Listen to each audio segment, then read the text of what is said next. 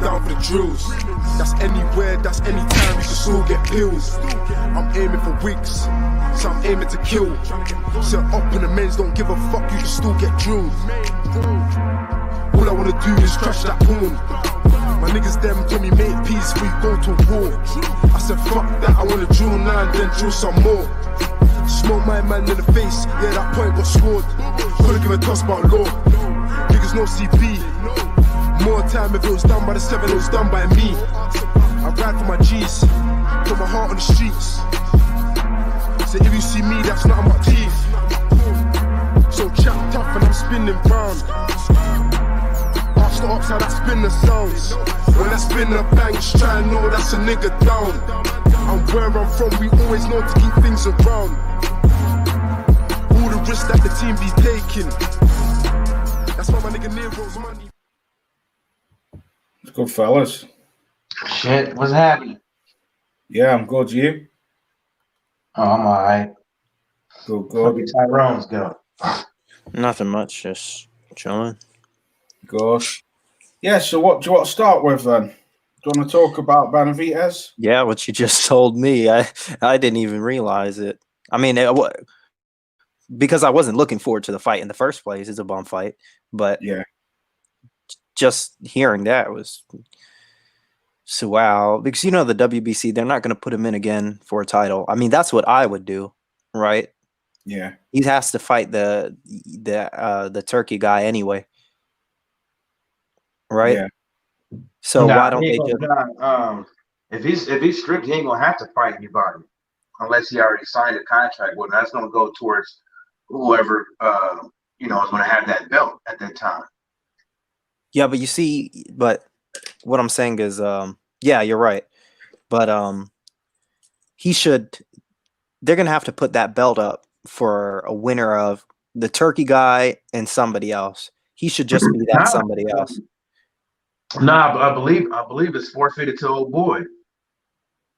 Oh, it's okay. So he gets Yeah, it. old boy's gonna have it, especially if he comes out on top tonight.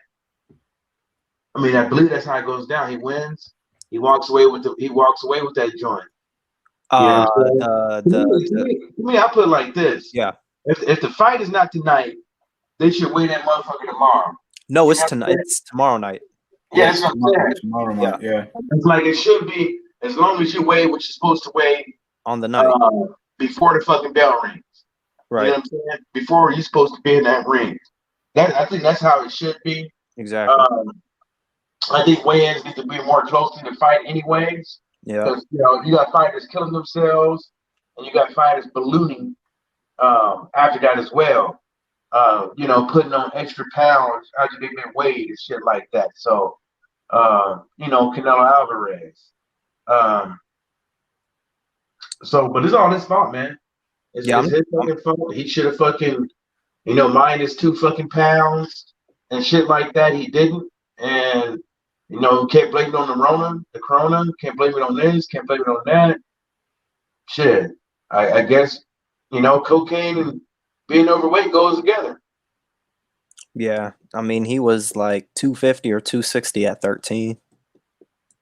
Fat fuck. So, and that's why his body. Yeah, he was. That's why you look at his body. He has no muscle on him, like whatsoever. Yeah. Like he just looks like kind of like a popsicle stick that's just been out in the sun too much. There's not much on it, and it's just kind of sweltering. That's David Benavidez. He's a big dude, though, isn't he? Really? Yeah, he's taller than me. Middleweight. Yeah, but he's a big dude. Eat some protein or something and do some weights, because that fat will burn off much faster. So what happens, right? Mm-hmm. So what happens? Yeah, salute TJ Cooley, salute Will Magic Man. Hope you're all good. So the fight's still going ahead tomorrow. Yeah, he knocks that guy out tomorrow. So then what happens? He still walks away with the belt, or no? I don't know.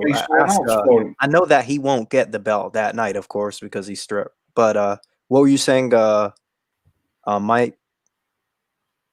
Because you know more about the rules.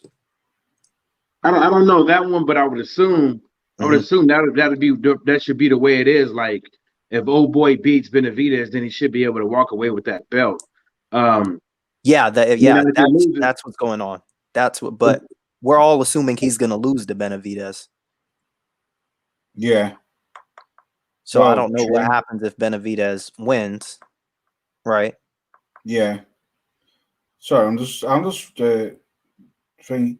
Yeah. So he's.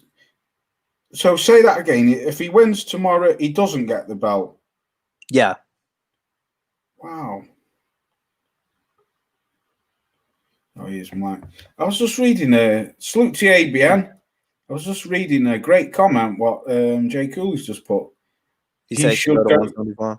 Yeah, I think that's a fucking. I think that's a good statement, that, because he is a very big super middleweight, isn't he? Mm-hmm. I mean, he's going to smash that guy, I reckon, tomorrow. Probably. I think so. So, right, so he's going to have to do it all again then. So what were you saying, Mike? Is he there? Yeah, I'm here, but yeah, it is what it is, man. What happens if Benavidez wins? It goes vacant. What happens after that? I think if I think if he wins, it's going to go vacant. You know what I'm saying? Because unless they just want to just give it to the dude, you know what I'm saying? Unless they want to be pricks and vote and give it to him. But but if Benavidez wins, they should make them two dudes fight again, or call for their own fight to happen, since he didn't come in there in the right weight. Yeah. Oddfella said, it does go vacant, and that's what I was reading. It goes vacant if he wins. But my question is, the WBC is going to do. I'm thinking they're going to do what they always do. They're going to prolong everything. Last time he was stripped, what did they do? They had he won the fight versus Jalen Love or whatever. He had been stripped after he fought Jalen Love, I think. Yeah. So then they set it up for Durrell and the Turkish guy, and Durrell won, but it was contentious. And they said Durrell or the Turkish guy would have a shot at the winner of Durrell Benavidez, which happened a year later. Yeah. Salute, Stormy. Yeah. What's going on, Stormy? Hey, what's going on, guys? How you doing this day? I'm good. Yeah, I'm good, thanks, bro. Are you? Yeah, but I think that thing what happened with Benavidez then at this, a lot of things that takes a toll and stuff like that on fans in the sport of boxing. Sometimes it's not the WBC's fault or a sanctioned body's fault. It's just that, that's just the way it is. You know what I'm saying? Just because that's the fight that they assume that they voted for, that they want to take place, and that happens a lot of times, especially when you're dealing with mandatories and stuff like that, and WBO with Usyk and old boy having two mandatories, knowing now well that undisputed, everybody should know or feel that undisputed should take precedence over, mandatories. Yeah. But it's not going to happen. You know what I'm saying? But they're going to it's just prolong it is my issue. They keep prolonging these things. Like if they say it's going to be vacant, then it takes them another month and a half before they make a decision. Then it's 3 months for that fight. Then it's another 2 months searching for a next tune-up opponent. Then it's another month for a decision on what they're going to do with the other guys fighting. And then 3 months for that fight so you're talking a year. What I don't understand is why they prolong these things. I want to see what the daily dealings are in the WBC offices. I mean, it's a 5-hour workday for most of these guys because they don't do much with a 3-hour lunch break. And the 2 hours that they do work, they're just playing solitaire and King of Queens. Yeah, I mean, that's probably the case. But what I'm saying is that as in some instances, true though, man. Even with this one, I'm not in the office or on these Zoom calls or these teleconferences with these guys. I'm not on there, so I'm not gonna say necessarily what they're doing wrong and stuff like that. But you know, everything is a vote over there. It's just not one dude making the decisions. Everything is a vote. And I think that sometimes when they're voting on things, they can't come to an agreement. So sometimes that's probably why it takes longer than usual, because they can't come to an agreement on something. And maybe the how they get past that, why it takes a month, because it probably takes a month for somebody to get paid or for their Jimmy to get waxed. So it's just one of those things. Is this how most of these station bodies work? It's both. It's not one dude, pushing the button. It's a vote. So if you got one person, if you got a couple people on your committee that's mad at a couple people, or mad at the promoter, or mad at the fighter, or getting their hands washed here, the Jimmy waxed there, I mean, things are going to happen. Yeah. Well, just because I want to bring Stormy in, just let me say this quickly, though. Well, we all know what the WBC are like. I mean, they pulled a right fucking whammy on Dillian White this week, haven't they? 1 minute they were saying that because the Tyson Fury Wilder fight's is going to get shoved back because has Wilder got a shoulder injury or something? So yeah, well, what I was listening to, I was listening. I don't know then. I must have imagined it, but I swear I've heard some channel this week say something about an injury or someone, or the fight's bicep injury, or something. Tyrone, I don't know. He's got some kind of injury, or someone has, and the fight's getting put back. So I put it like this. I'm gonna put it like this. There's Shelly Fico came out and said something. Because somebody asked him a question, and he said February would be cool because they're trying to get asses in the seats. You know what I'm saying? Yeah. So some people we're probably trying to February to put to put asses in seats. Then that's when you had Bob Arum and fucking Edward Hearn and all these weirdos coming out here talking about some oh, if he doesn't do this by this date, then we're going to do this. You don't do nothing. You can't do shit. Edward Hearn can't do shit unless the WBC says so. So the WBC, because of this COVID crisis, can sit up over here right now and push back White's little fucking mandatory if they fucking choose to. So go on. What I'm trying to say is, lost in little words. Unless you read it for yourself, man, I wouldn't even regurgitate it. No, I'm just saying what I've heard. What's up for? Is given the next shot. All right, sweet. Because I'm gonna slip off it. What I was basically just trying to say is as we all know, the WBC are corrupt as fuck anyway. They say one thing and do another thing anyway. And I was just trying to use that as an example. Like what Tyrone was saying, they're going to prolong this David Benavidez business and stuff like that. God only knows what they're going to do with him getting stripped of his title, and because they can do what they want, like you say, and like what they've done with Dillian White. Apparently, I was listening to Main Man the other day, and he said on his live that they came out and said last year in the statement that Dillian White would have to be waiting till the end of next year anyway. And then, but what I was reading this week, the WBC was saying that no matter what, there's no chance of AJ fighting Tyson Fury. He's got to Tyson Fury's got to fight. He's mandatory first. But then I heard he's fighting a bum as well. So I don't know, mate. Because the WBC came out and said that I think the deadline for Wilder, for the mandatory to fight Dillian White is in March. So I don't know what they're going to do with that. But like I said, though, is all these sanctioned bodies do this shit. They say one thing and they do other things. All of them do it. And part of the reason why is because you have the WBC president, or the organization president. You don't hear too much about a vice president or the chairman, the treasurer, the secretary, any of these things doing interviews or getting asked questions from all these boxing commissions. And the thing that people they get mixed up a lot is that the president of the sanctioning bodies can say whatever the hell they want.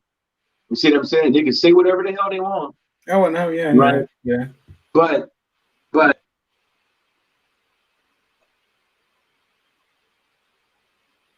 you can you broke up. Yeah, I can hear you now. You broke up a minute ago. They can say whatever they want, but these presidents can say whatever they want, but everything still has to be a vote. So the president can sit up over there and say that IFL or whoever, or be like, Dillian Whyte's gonna get his shot. Hopefully at the beginning of next year, somebody makes a fucking boxing article. Motherfuckers on Twitter saying this thing, blah blah blah, woo, and then the WBC makes a vote and say, nah, not till 2021, the end. So people had to be mindful of that. There's a little what you call that shit? Semantics that has to take place with these sanctioning bodies. Yeah, let's bring Stormy in and hear what Stormy's got to say. Salute, Stormy. You all right, bro? Hey, man, what's happening? You guys talking about Dillian Whyte or what's? It sort of like went off topic, Storm. We started off talking about David Benavidez, about him getting stripped of his title. Yeah. For being overweight, and then Tyrone was on about how they're going to prolong it when he's fighting next, obviously, because he's going to have to fight. I thought that if he fought tomorrow that he would win the belt, but he was saying no, the belt stays vacant. And then we sort of just went off topic talking about the WBC and how corrupt they are and how they change their mind all the time and shit like that, bro. Yeah. Well, you know what? And I was going to talk about this tonight a little bit on my chop session, but I'll just say this, man. These guys today, and you heard me say it 100 times. I almost feel like I'm sounding like a broken record, man. Yeah. These guys today, Main Man, I did see his video where he was talking about this subject, and the thing that I disagree is that we should hold them to a more stringent consideration, because I'm gonna put my Teddy Atlas hat on right now. They're supposed to be a fucking professional. You understand? Yeah. It's like you get paid for this. This is not like somebody is saying if you feel like it. No. Yeah. Listen, you're a grown ass man, okay? And you need somebody over you to monitor what you're doing, monitor what you eat, monitor how you keep yourself in shape and everything. The damn fight is on the horizon. Yeah. They know before we know. Okay? Yeah. So it's like preparation can start as soon as their negotiations start. And they don't let us know that it's a done deal until they do. And that means that there's ample amount of time for them to have begun training and everything. So the fact that he comes in overweight, busts the scales wide open, that's on him. Yeah. His opponent didn't do that. Okay? His opponent was ready. So what is your excuse, man? And I kind of knew in those last few pounds. Well, why didn't you take a fight at an interim weight? Okay? Why didn't you fight someone bigger where you could come in at a more luxury weight for yourself? I'll tell you why. Because they are liars, okay? They are lying to themselves, they're lying to their promoters and managers, and they're lying to us, the paying public, if we pay for the events and show up in the venues or pay for it on pay TV, the cable bill, the apps, whatever. Yeah. Okay, you're lying to us. And so therefore, why should I respect you? Why? Yeah. Because you can't do the simplest thing. And how about this? Don't blame COVID. Okay? Don't blame COVID. You know why? Because when lockdowns were implemented and safe sheltering and everything was implemented, how many months ago was that? Yeah, months ago, yeah. No, I'm asking. That's a question I'm actually putting out there to you. How many months ago was that? Say that last bit again. What, from when the COVID started? Yeah, when safe sheltering and lockdown, quarantine stuff happened. How long ago was that? About 5 months ago, wasn't it? Okay. How often does this bastard fight? Yeah, true. Yeah. Do you see what I'm getting at? Yeah, that's a good question. It's like, if you're not even fighting frequently, okay?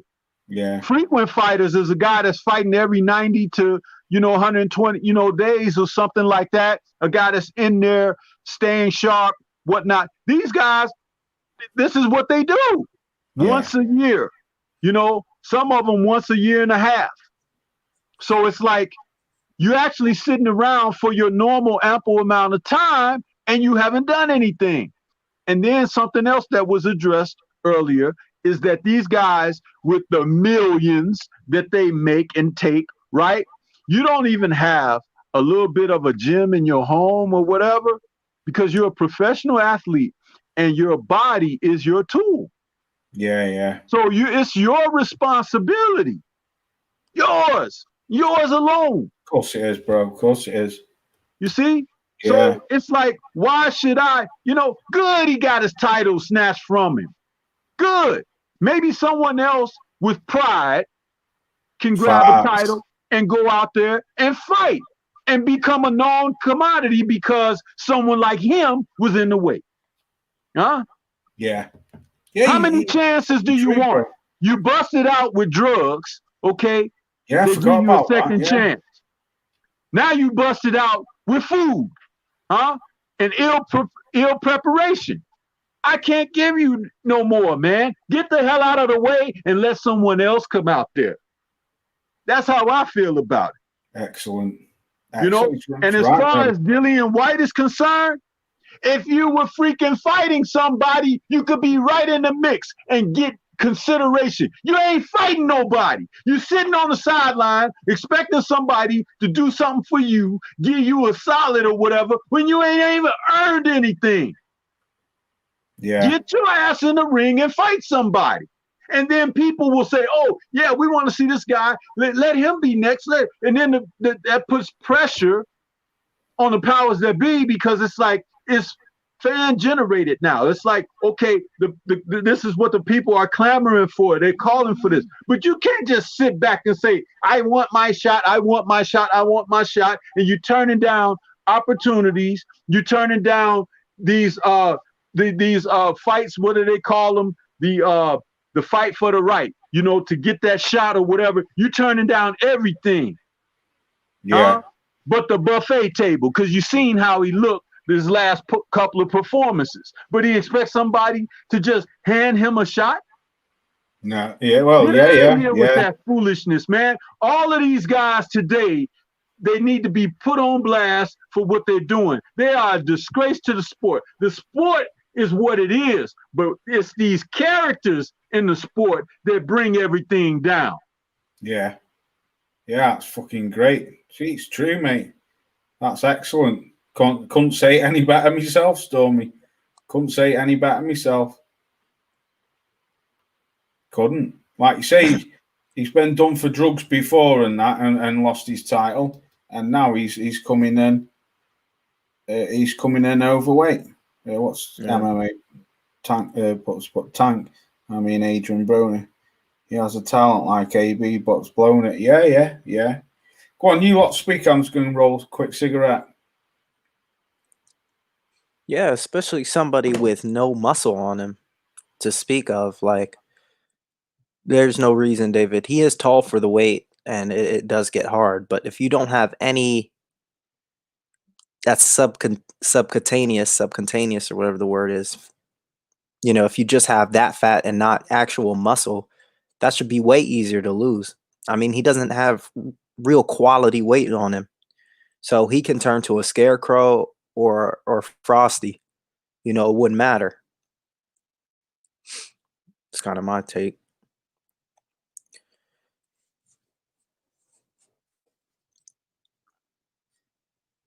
I just don't give two shits. You know. I said I just don't give two shits. If that's the route that he want to take his career, whether or not it was his fault, it was an accident, whatever it was, I don't give two shits. You know, you know, it's go get in the ring. You know, he was already set to win for this fight anyways.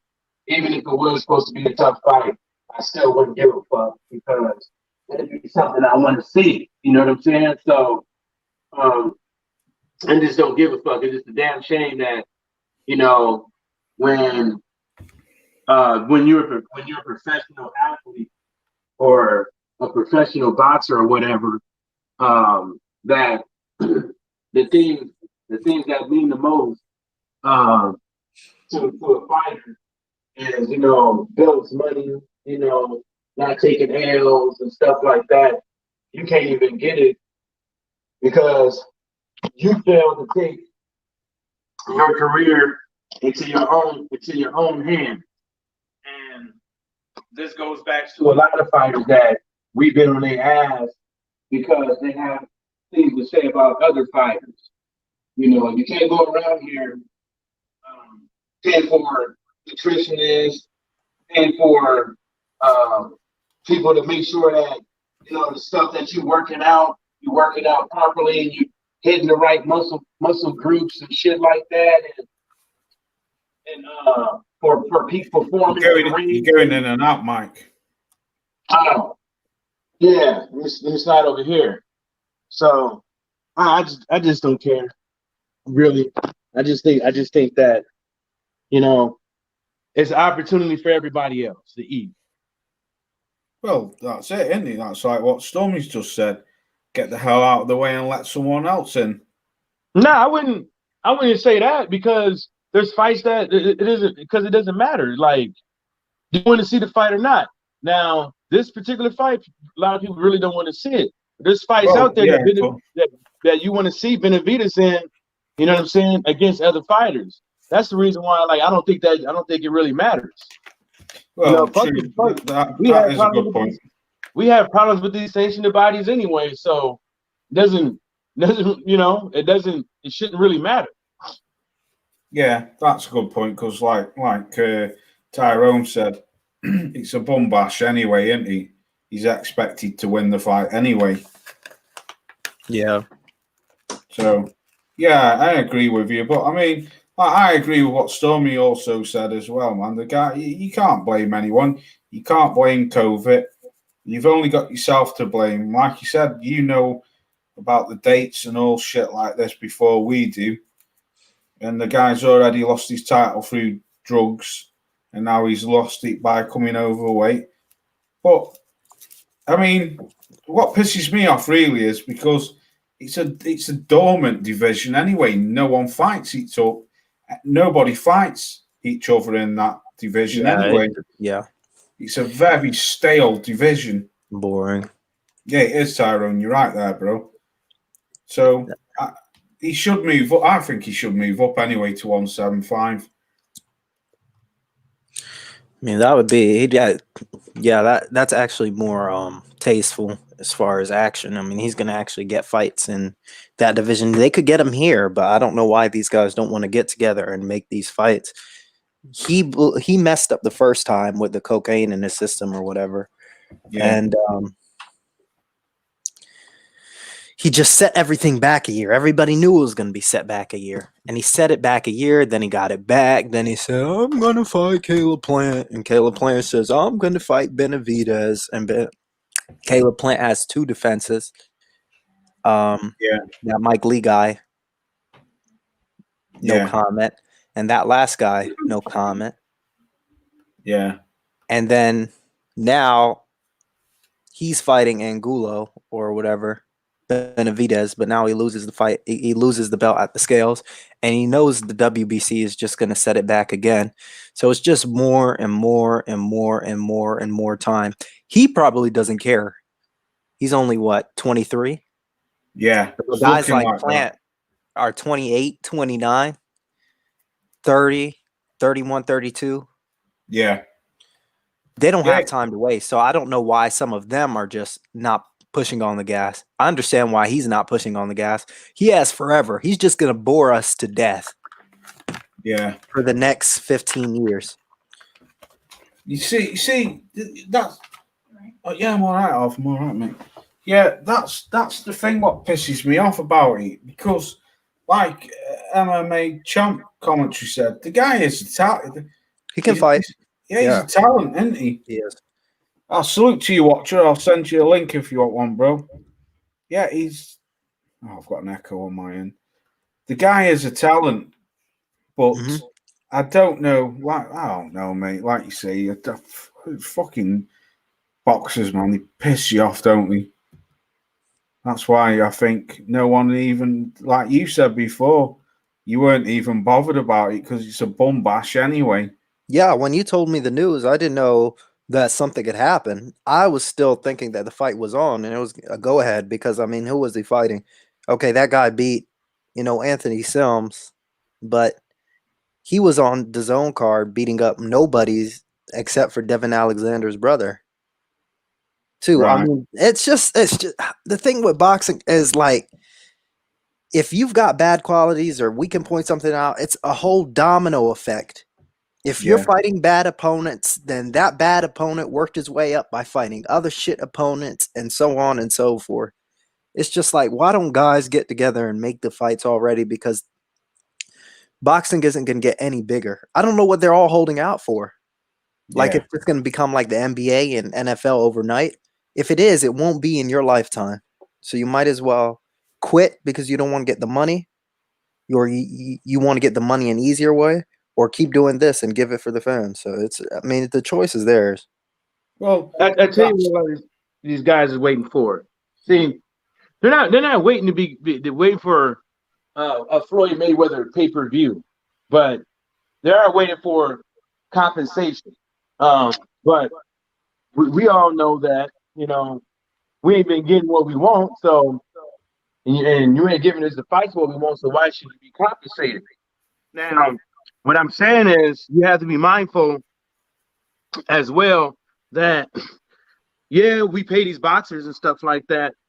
At the same time, they should be paid as well, because let's say, for instance, if you fight somebody, right? If you fight somebody and you're only getting $200,000, you ain't taking $100,000 home. See what I'm saying? And then what you have to understand is that you can't work. Like, you literally, you can't work.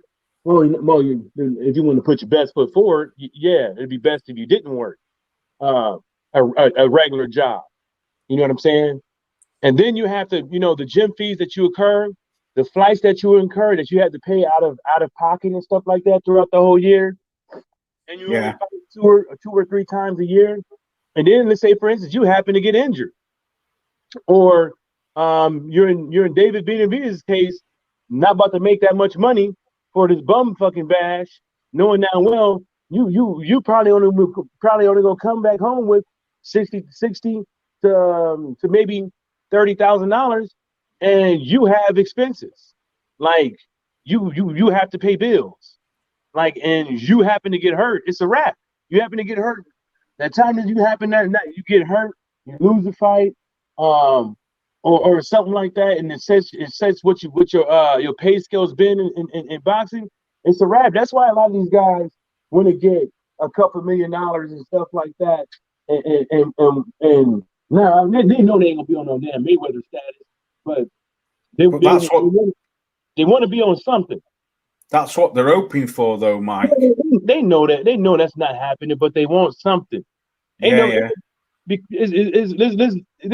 know ain't nobody following them. They know in order for, you had to show a little bit of racism, a little bit of hate to get on that thing, to get on that plateau, you know what I'm saying, that he was at. They know they about to get that, but they want some millions. They want that 20, at 30, at $40 million. Yeah. Well, I'm going to bring Watcher in and Stormy.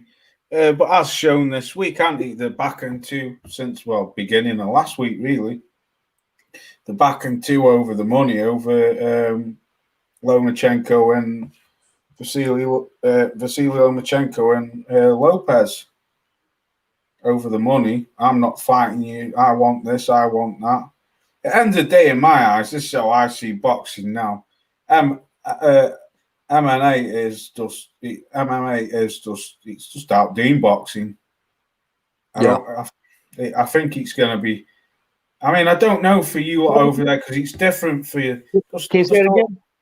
I'm saying stuff like UFC and MMA and stuff like that is gonna. It's outdoing boxing over in my eyes in the States. Yeah. I mean, over here, boxing is still very big, but the UFC is slowly but surely creeping its way through. Well, I'm gonna put it to you like this. I'll let you lot talk. Boxing and UFC is apples and oranges. You can't compare the two. You know what I'm saying? It's like completely apples and oranges. At one point, boxing used to be considered the gladiator sport until UFC came around to where you had bare fists, knees, fish elbows, hooks, and toes, and then fish hooks too, and then they put on the gloves, and then you still got bare knuckles fighting. Mm-hmm.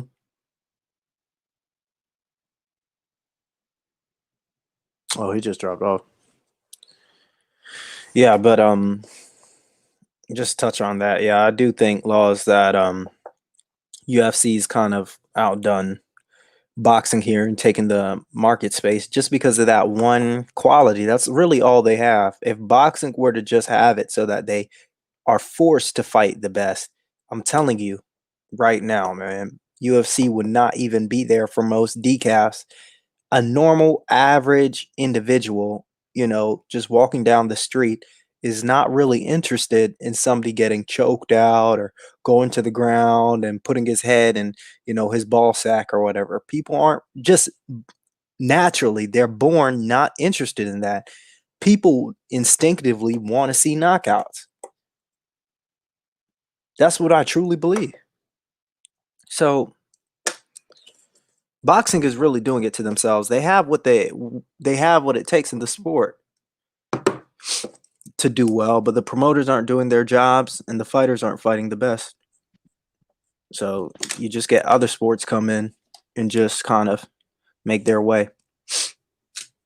And to add to what Tyrone was just saying is that even if they don't want to see the knockouts, they want to see the guys mixing it up.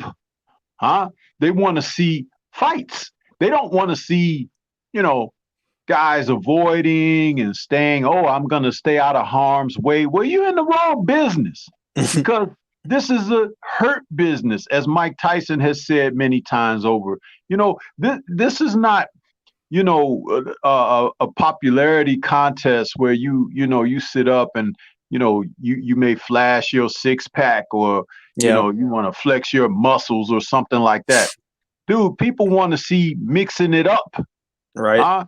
That's what they pay to see. I'll tell you, would you rather watch somebody that's, just in the sport to try to look good or whatever, or do you want to see guys getting it on like Hagler and Hearns? You understand? It's like, which we just talked about last night. It's like those are the kind of things that people want to see in the sport of boxing. And these men of today, a lot of them don't have that in them, but they see a way that they can get to that bag. You know what I mean? Yep. They could fool the public. They could just fool them just a little bit so I could get this last little bit of money and then I'll get out of there. But what happens is there's always a banana peel, to slip on. and you get out there, and what happens when you slip on that banana peel? Either someone catch your ass or you get exposed. It's as simple as that. So yeah, right on point, Stormy. I mean, just going back to what I was saying about the essence of the two sports. I mean, you can just look on YouTube or social media or whatever. You don't hear of submission highlights or crawling highlights or licking highlights or ball sniffing highlights, or grappling highlights too much. You hear of knockout highlights, defensive skills. That's just what people are more attracted to. So for boxing to fall on its face, it's just, they did it to themselves, really. Really.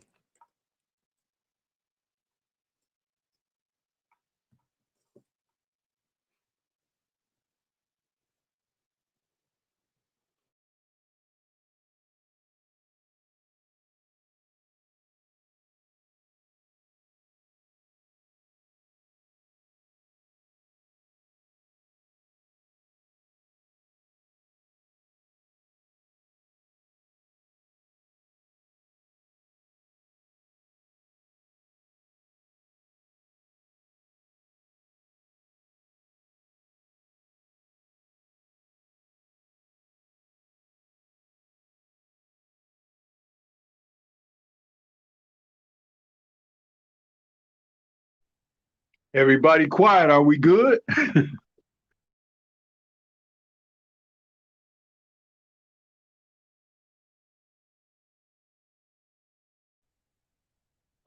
Guys? Hello?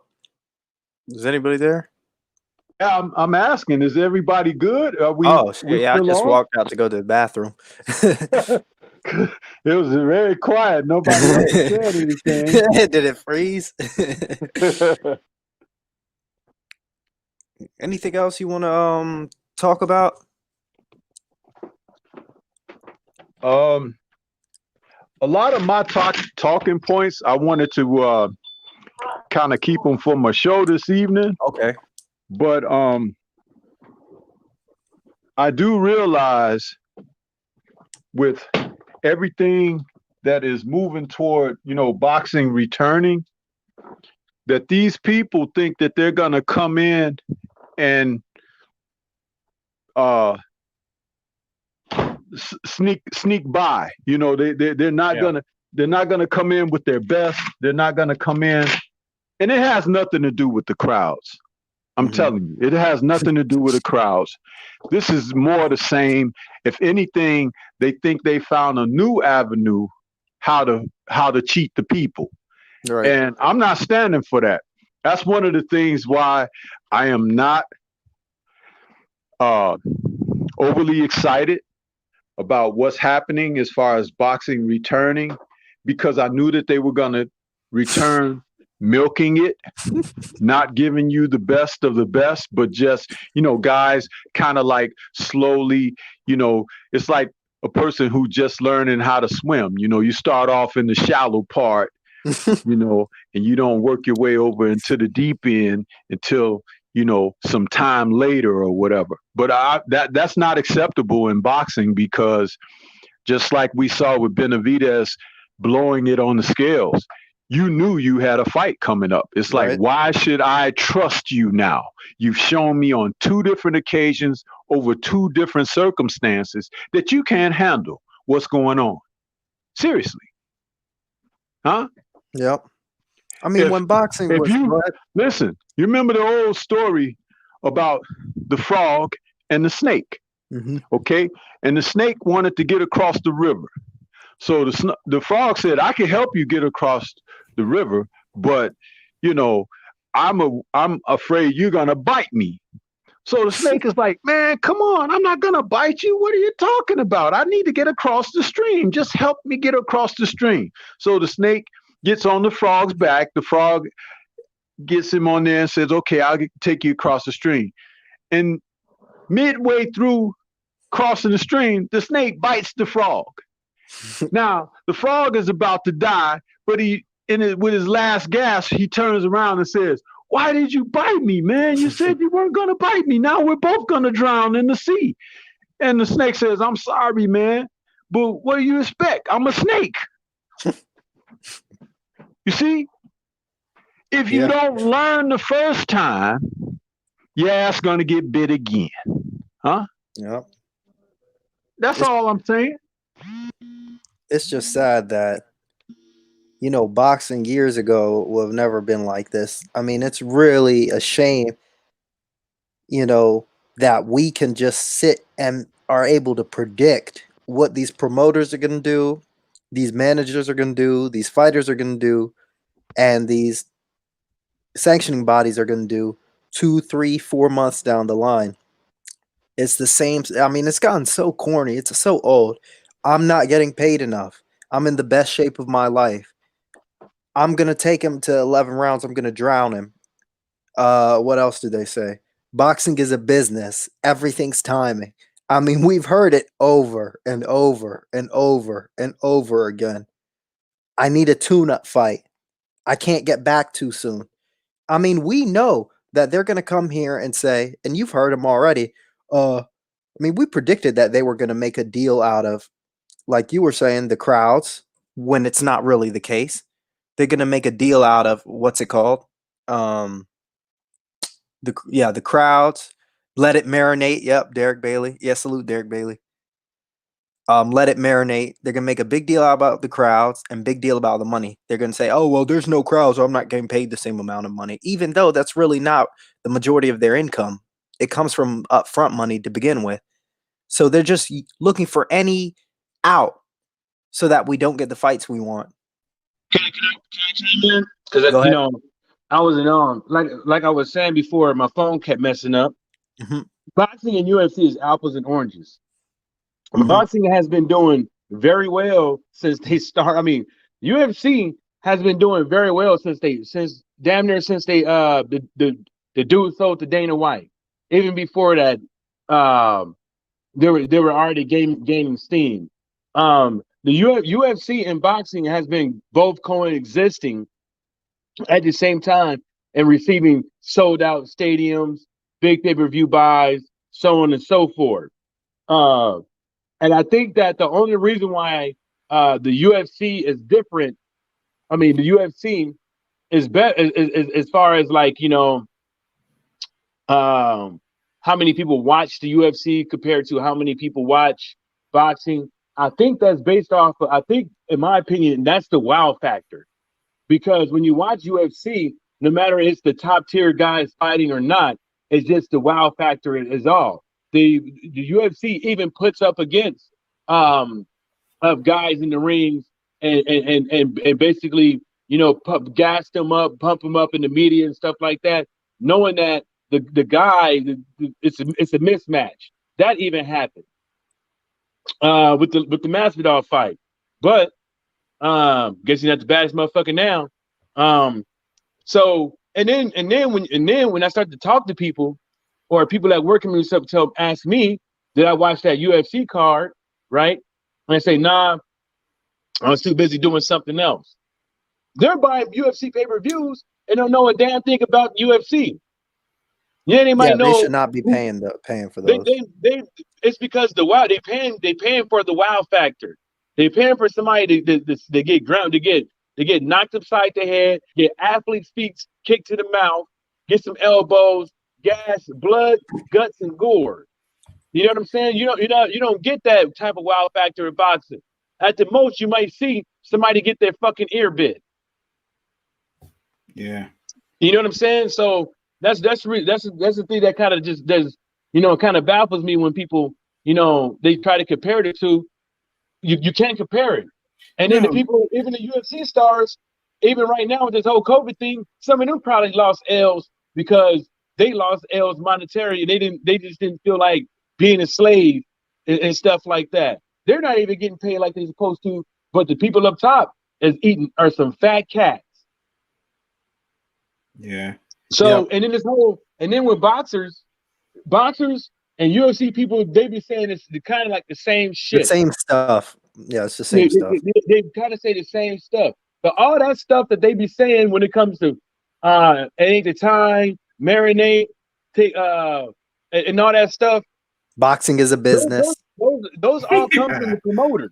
Those all comes from the promoters. Those all comes from somebody that sweet talked that motherfucker into not taking fights. That's where that came from. They didn't just automatically come up with these analogies on their own. The same thing with Anthony Joshua and Dillian White. But Leonard Ellaby. Yeah, go on. Go ahead. No, I was just going to say the thing with boxing though as well is it's the promoters. The promoters are the ones who are calling the shots now, aren't they? Not necessarily. It depends. That's contract dependent. Well, in my eyes, it is, Mike. Because like, how many fucking interviews do you see Eddie Hearn doing and saying this and saying that? You don't hardly see any of these boxers in interviews anymore. Well, the show is about Eddie Hearn. You have to understand. You have to understand this too as well. Those other boxers are doing interviews, and if you look online, you would see their interviews, but you just have to look for them. When Edward Hearn doing the interviews, because Edward Hearn is in the bubble, Edward Hearn is at those events. Edward Hearn is doing the whole thing at the fucking big house at Candyland right now. So he has to. He could afford to be out there in the cameras and stuff like that because he's in the Candyland bubble. Yeah, but I mean, how many interviews have you seen AJ do? AJ did a few. He hasn't done a lot though. Yeah, but what is he going to say? Well, at the end of the day, the boxers should be the ones who are talking about fucking who they're fighting and but what is AJ going to say? What do you mean? What's he going to say?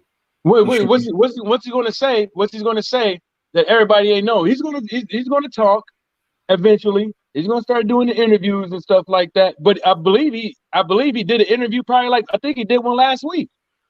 Yeah, but what my argument is, Mike, the promoter shouldn't be the one coming out and telling the fans what's going to happen. It should be the fucking fighter saying it.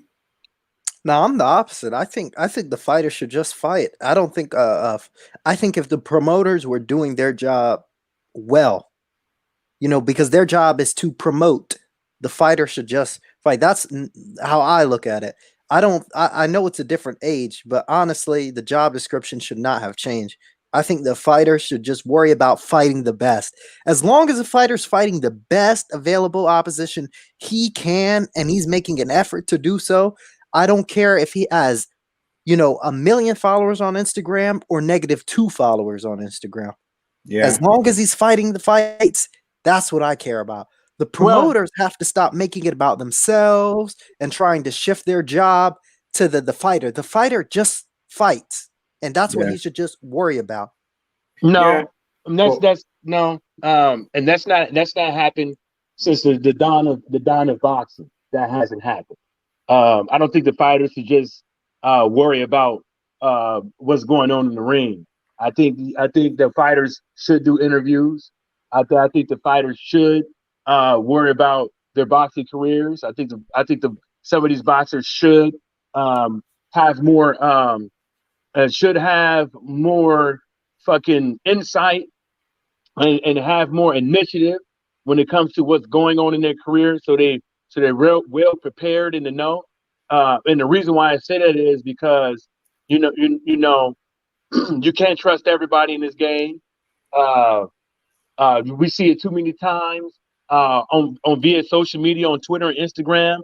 Boxers talking back and forth to each other, and come to find out the boxer didn't know that his promoter did this, or didn't know that his promoter was sent this and this and the third. So we all hear about these types of things. And I don't think a boxer should just sit back and just get in the ring. You know what I'm saying? But I don't think that's right. I think the problem is this setup that's made it is that the fighters have to take on some of these promoters' responsibility because the promoters are lazy. The fighters become promoters. The fighters have to become managers. They have to become business people. They have to become lawyers. All part-time. This. No, that's not the case. They can't get. The promoters and the Stormy and Watcher in. Hold up. Let me just say this: the promoters and the managers are doing what they're supposed to do.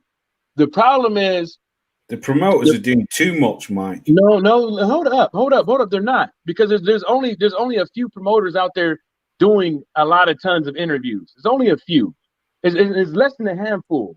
Matter of fact, it's really only Frank Warren. Promoters are the main promoters. It's nobody else is really saying shit. So, or says shit, period. So it doesn't. It's only a couple guys, but I don't think that. See, what I'm saying is, with the things that I'm saying, I'm not saying that the boxers should do their job.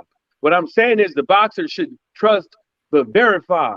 And the reason why you say trust but verify, because we've seen it too many times in boxers' careers that boxers go broke because the promoters and the managers or whoever in a career weren't doing what they're supposed to do or gave them a shitty ass fucking deal. And that's the reason why I'm saying that stuff, because at the end of the day, when these boxers are done with their boxing career, people forget about them. Nobody's going to donate to their GoFundMe page. Nobody's going to send them fan letters and shit like that. They're going to be forgotten.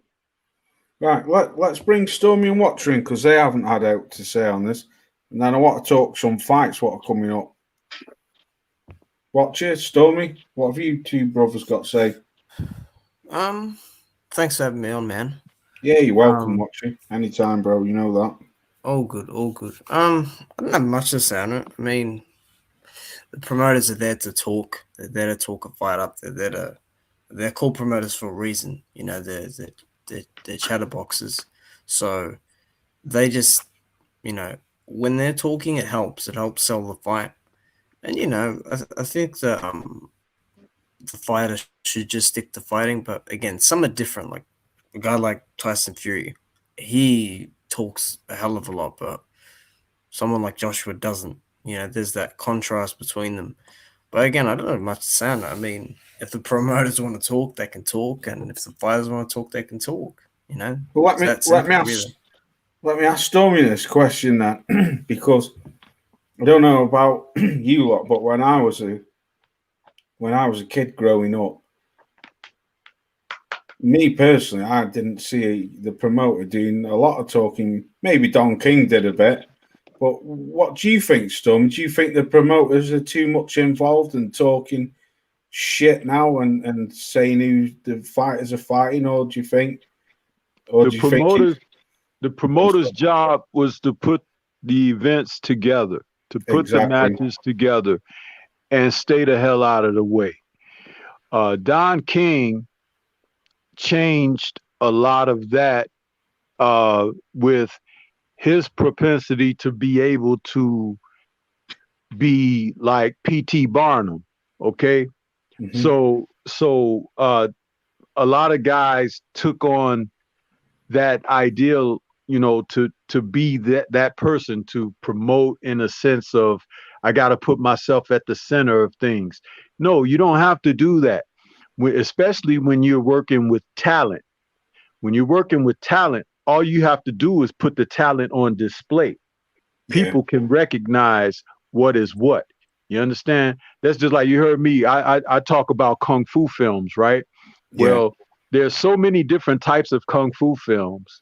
However, there's a few that will catch your attention. Like you could put Bruce Lee out there. He'll catch your attention. You could put Jackie Chan out there. He'll catch your attention. Now in modern days, we got Donnie Yen. He'll catch your attention. Why? Because they have talent and charisma, which is what will draw people in. So it's the same in boxing.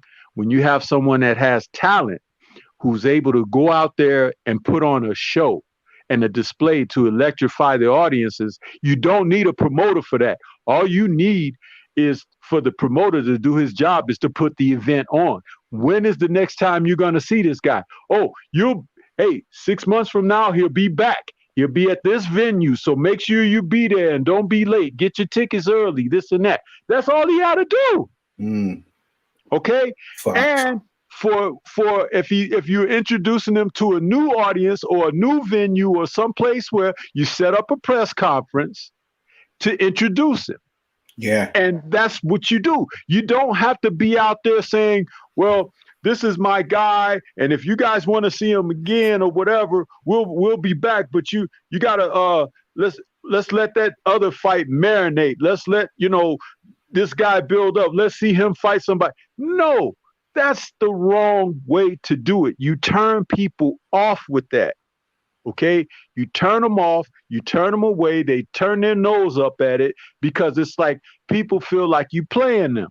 Yeah. Okay, at the end of the day, which is what promoters today are doing. Okay, now they take a stock in the fighter and they say, well, they don't want their man to lose.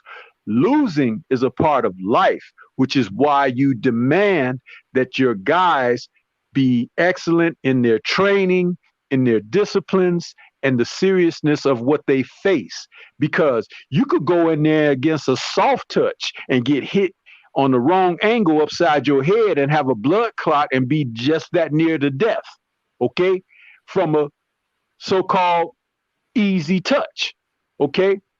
It could happen in your training and your sparring where you ain't even getting paid, okay? This is what I'm talking about all the time. For people that don't know what's happening with boxing, you could get hurt in the gym. Yeah. In fact, a lot of fighters have been hurt in the gym and come after a fight saying, I got hurt in this fight, when it actually was an injury that occurred before they got into the event. Yeah. It happens. So you don't need a promoter out there being in front of you. You need your promoter to be behind you. Do you know what, Stormy? That's exactly what I was trying to say, bro. That's how I, me personally, as a kid growing up, that's how I saw boxing. And then obviously went to the later stages of Don King selling fights with the fighter. But me personally, like you say, a promoter's job was just to put the fight together. The boxer sold the fight himself by, i.e., doing the business in the ring and out of the ring. If he was a great talent and a great fighter, he would always sell fights. And like you say, a promoter, to me now, they're the ones who are doing all the talking, making the decisions, and I don't know, mate. But I was going to say this, but like I said, there ain't that many promoters out there talking. There is, though, man. Say again? There is, though. No, there's not. The only promoters that's talking is Frank Warren, Bob Arum, and fucking Edward Hearn. Yeah, but that's the main ones. No, That's the main ones. No, stop. That's three of the main ones, Mike. Because there's other promoters out there too. You got Solito, you got the Golden Utensils, you got the but they're small compared to them. No. Well, they host some pretty big fights as well. What I'm trying to say is just three guys out here running their mouths. Basically, the same thing they're doing on the Don King blueprint a little bit, but not quite the same. But there's no one way to promote there's no one way to promote a fighter. There's no one way to promote a stable, a brand. And that's what some people are doing, because that's what some people look at it. You got Top Rank, you got PBC, you got all these other things around here, and it seems like one way to captivate the audience is to captivate them to the stable. One way to captivate the audience is captivate them with slick talking from the promoter and the fighters or the managers or from the fans going back and forth. There's no one way to promote things in boxing, but the problem is that we see is the negativity stuff that they do and trying to put fans against fans. You know what I'm saying? Or try to or misguide or tell a lie so they can lessen the blowback on them. That's the things that's only actually really getting in the way. You know, promoters not minding their business, talking about other promoters' fights. You know, so other than that, I don't see there's nothing wrong with what they're doing, but I think they should clean it up a bit. Well, me personally, Mike, I think it just must be me because I'm older than you. I just think, me personally, the three. Well, for starters, Oscar De La Hoya is broke as a mofo. He's under the zone. So I don't even think you see a lot of Oscar anymore. Well, you do, but not like how you used to do when he was big. But them three promoters, what are in the limelight all the time, are the three main promoters: Bob Arum, Frank Warren, and Eddie Hearn. They're the three main promoters what are out there spouting their mouth. Al Heyman, you never seen. I give you another perfect example, right? So Rock Nation, this is another perfect example on how a promoter or a manager can help out with fighters. Oh, let's take it like this. If Mayweather would have got off his fucking left the fucking gym and took some time to talk about Deontay Wilder's fight that happened to be pay-per-view, maybe that fight would have got a little bit better. If some of those fighters that Rock Nation had, maybe if Jay-Z would have came out and did some interviews with those fighters, or talked about those fighters instead of saying like, I don't want to take the limelight away from them, but what limelight did they have? I.e., wasn't Andre Ward signed with them at one point? I think so. I don't know, maybe. But those are another points is that sometimes the promoters, the managers can help get fighters a good look. Now, I'm not going to sit up over here and say that it should happen all the time and that we want to hear the shit and all that stuff. But there's been instances to where it could have helped. Yeah, but the promoters are becoming like the advisors now, aren't they, to the fighters? It depends. It depends on where you at. Not up over here. Well, fucking Eddie Hearn is. He can't. He can do that over there, but he can't do that over here. Oh, I know, but that's what I'm saying, Mike. That's what promoters seem to be doing now. They're the running men. They're the front men. They're the ones who are in the limelight, telling the fans or the media what's happening, who he's going to fight, and making the decisions. And now the fighters, to me, they're either fighters of today now, Mike, are either bitching over Instagram about money, or they're bitching about having the most followers, but they're not fighting each other, or the promoters are in the limelight telling all the media who they're going to fight, how it's going to work out, and predicting boxers, basically, the careers. I mean, look back, i.e. Barry Hearn, when he predicted about talking about fighting Wilder all them years ago. It won't happen until 2020, 2021.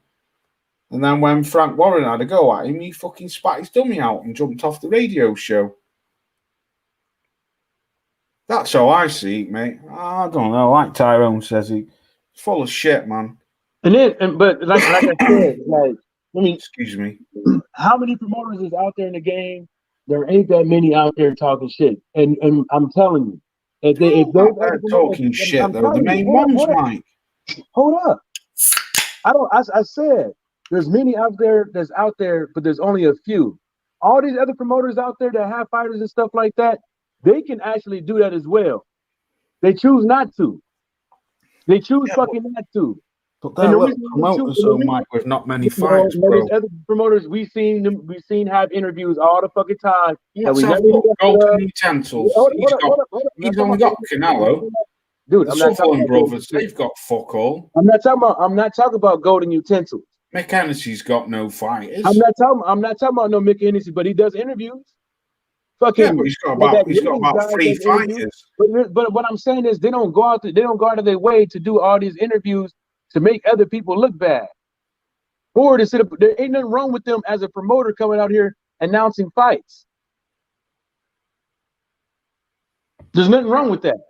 That's their job.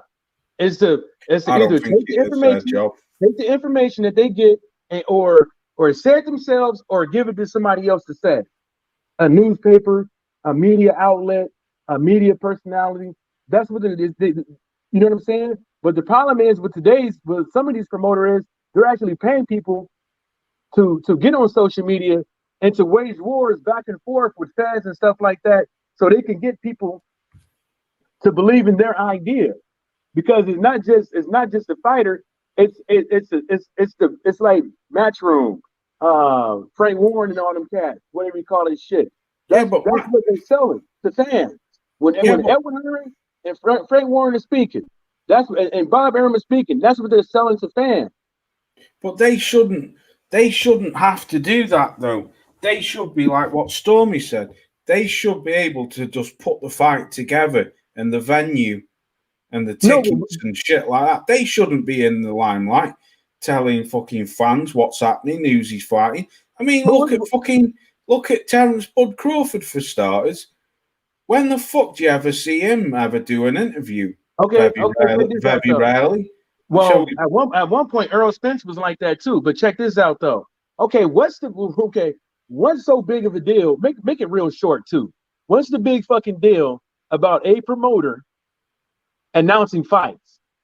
No, I don't mean it like that, Mike. You're getting it twisted, bro. I don't mean it like that.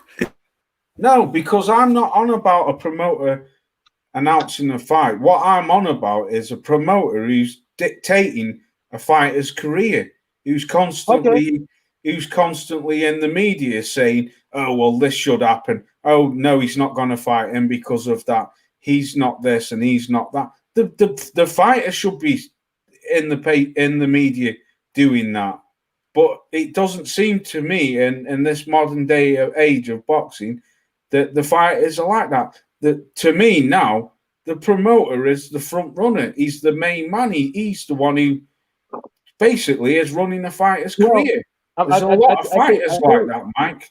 I tell you why a lot of fighters don't do things like that, because they're not smart enough to know what to say and what not to say. Yeah, hold up. A lot of these guys ain't that smart. What I'm saying is that, you know, when you sign, I don't see the big deal with what Edward Hearn is doing. I seriously don't. Because guess what? It worked. Yeah, it does work, Mike. It does work. But that's where Tyrone said it's all about the Eddie show, and it shouldn't be like that. I mean, it shouldn't be like that. But it's not like people are looking forward to Anthony Joshua. You know what I'm saying? Right. Look at Joshua Buatsi. When the Callum Smith and all that stuff. Nobody is. It's not like with all those British boxers out there between Frank Warren and Edward Hearn. It's not like people ain't going there to watch them two boxers, not to go there because it's the Edward Charm or the Frank Warren show. See what I'm saying? I don't see the big deal with these promoters. Yeah, but Mike, that's your prerogative, mate. But mine is, I don't want to go on YouTube or read in Google or read in fucking any boxing magazines or anything like that and hear Eddie Hearn slagging off Frank Warren or Frank Warren slagging off Eddie Hearn. I don't want to see that. What I want to see is a fighter like Anthony Joshua and fucking whoever, Tyson Fury or Deontay Wilder or Dillian White or whoever, not slagging each other off with he say, she say stuff, but actually out there saying, right, let's make this fight and let's get it together. But it doesn't seem to be like that this day in modern day and age. The only time you ever hear fighters, to me, talking about calling another fighter out is when they do it over Instagram, like Ryan Garcia calling every Tom, Dick and Harry out. And then when the COVID's over, the guy fucking shuts up and goes quiet. The fighters should. I don't know, mate. Don't know. I mean, but that's not. I think we're from a different era, Mike. No, I'm 10 years older than you, though, bro. No, it don't matter. It don't matter what era, man. It's the age of technology, man. It's like back then you didn't have all the amenities that we have right now. Back then, I'm pretty sure there was people out there that wanted to hear more from these fighters and stuff like that, and see what they had to say when it comes to other fighters, why these fights didn't happen, and blah blah whoop whoop whoop, and what fights are they looking forward to? What fights are we going to get next and stuff like that. I'm pretty sure fans even back then want to hear fighters say that, or want to hear stuff from promoters. The whole thing about it is everything about media today is all about preference. It's all about preference. You're not going to get everything that you want. I know that. Yeah. And so some people want to hear what Edward Hearn has to say. Some people want to hear what Frank Warren has to say. Some people want to hear what Bob Arum has to say. And guess what people do with that information? They get on Twitter, they get on Instagram, they get on YouTube. That's what I'm saying. But the thing about it is, ain't nothing wrong with that. If that's what people want to listen to, that's their business. Now, if I don't want to listen to it, if I don't want to listen to it, or I see what the article is, I'm on to the fucking next. Right. Well, just to get off this subject, because I think the boys need to have a word, and we can talk about something else. But just a prime example of what I'm trying to talk to you about, Mike. Mike Tyson, for me, the guy sold a fight by doing two things. One, he did the business in the ring. Two, he did it out of the ring with his mouth. That was the era what I was used to seeing. Okay, yeah, Don King used to do interviews and shit. Of course he did. But not like fucking these promoters today. That's what I'm trying to get at. That's the type of boxing. I know what you were saying, Laws. That's the reason why I said what I said. Yeah, but I know. Everybody can't do it like Things Mike. change and Everybody can't do it like Mike. Everybody can't do it like Muhammad Ali. Everybody can't do it like Sugar Ray Robinson. Everybody can't do it like all these other guys. So, they have to find their own niche. So for these fighters that don't have a big mouth, that can't speak for themselves and stuff like that, that don't have the gift of gander and stuff like that, somebody else has to do it. Yeah. Somebody else has to do it. Yeah. Let's get off this. Because it's fucking. I think I'm boring everyone. Right, because I don't know how long I'm going to be on here for. Probably another half an hour. But is there any fights you want to talk about? Is Carl Frampton's fighting? We've got Leo Santa Cruz and Tank, and I don't know, man. It's hard to talk about. This is why I don't make videos and I don't do many live streams. But does anyone want to chime in on anything? Yeah, well, next weekend is supposed to be the Dillian White fight versus Povetkin.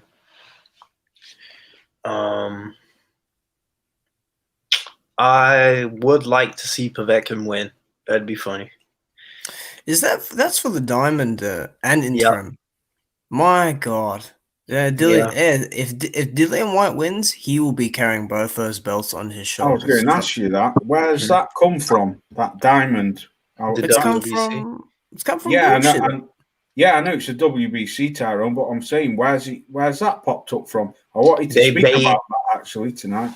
They pulled it out like they do everything else.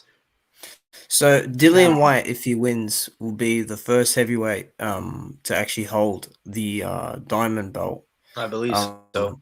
Which I find very ironic because Dillian goes on about how I don't care about the diamond belt, but it's not recognized. To me, it's not recognized, but me too. Dillian is actually still at least he's given an opportunity. Like that's I guess a historical thing. But I saw that dude training. He's got his own YouTube channel. Yeah, no, I've seen it this week. He looks really slow. He looks slow. And that could have been from just working out. And then, hitting the bag and doing a certain drill in there. But he looks slow. The jab is always lackluster. That double jab, it's always just popped out there for the sake of it. He does look a bit thinner, but to be honest, he's not the body beautiful. He's always looking a bit on the chubby side, at least. And I don't think he's taking this fight seriously. Like, what the fuck's he doing in Portugal? Really? Yeah. Let's be honest. Like, what are you doing up there? What does he win? What does he hold? I mean, I don't know. There's that many fucking WBC. He holds the interim, which he already has. If he wins, right. So what's the difference of the interim and the silver? Because he had the silver at one time, didn't he? Means nothing. No, yeah, exactly. Diamond is just some award that is given, right? And then interim's just like a thing to sort of say, hey, like, I'm in position to fight for a title, or I'm mandatory, because mandatory is a separate thing anyway. But I thought the silver did that as well, though, Watcher. Who did that? I thought the silver did that. If you hold the silver. See, this is where everyone gets confused. Because I had this guy from the UK having a go at me saying, oh, White didn't need to fight in the Eliminators. White didn't need to do and fight Luis Ortiz. White didn't need to do anything. because he had the silver belt. No, the rules state that the silver belt doesn't put you in a mandatory position. It means nothing. It's just, again, it's like an award. You've won a minor belt. It's like an international belt or intercontinental belt. Okay, Yeah. it's not, means nothing. And he fought a guy that was ranked outside the top 15 for that belt in Robert Helenius. So no, he's gonna get knocked out. Povetkin's gonna do the upset. You think? And, yeah, Eddie Hearn's like, oh, I'm afraid White's gonna attack. I'll let you speak in a sec. Don't worry, I'll be quick. No, go ahead, man. Eddie Hearn's like, White. I'm afraid White is gonna attack Povetkin because they're on the same floor at the hotel or wherever they're staying. Yeah, I saw that. I didn't even bother reading. Then someone under the Twitter See what I post mean? put a video up, and they said, "Remember that time Dillian White ran through security to get to Chisora, and when he got past security, he stood in front of Chisora and he just stopped at his tracks." And it's a video of them Where is this? I need to find this. in that Sky Brawl when they threw the water at each other. White's just pushed past security, and Chisora's just ready to like freaking smack him in the face, and White just stops in front of him, and then someone just grabs him, and he decides to step back. I mean, it's just ridiculous. This is what this is what I'm talking about, Watcher. What you've just said. I saw that interview come up and I thought, I don't want to read shit like that. That is absolute bullshit. Dillian White might start a brawl with Povetkin before the fight. What, when they've been hugging and fucking holding hands and Dillian's giving him nothing but complimentaries? Yeah. Well, you see what I mean? Well, well, Max, sorry, but this the thing is like there's no other way for him to fucking sell this fight. You know what I'm saying? And he ain't been the best he ain't put the best effort towards Dillian White's career anyways. So he just put out the fucking first thing that out of his ass. And even people's other team is out there saying it's like this motherfucker Povetkin don't say shit. Like every time he talks about something, he tries to stick it to the fire, be positive about it. But this Dillian White thing, the dude was like Dillian White basically duped the fans, misguided the fans on what's going on. Because this is the thing. They thinking that WBC is like all these other belts. The WBC, they have to make a vote for you to be the mandatory. They have to make a vote for you to be the mandatory. It's just not you just get it and there's no belt in the WBC that gives you the mandatory position. But you know with Edward Hearn and them, look, you ought to be the dumbest motherfucker in the world. Somebody that ain't talking shit about you, right? Or the dumbest fan in the world to think that Povetkin's gonna be in this room, listening to a Biggie song saying nigga, nigga, nigga, nigga over again, just so he could get Dillian White's attention.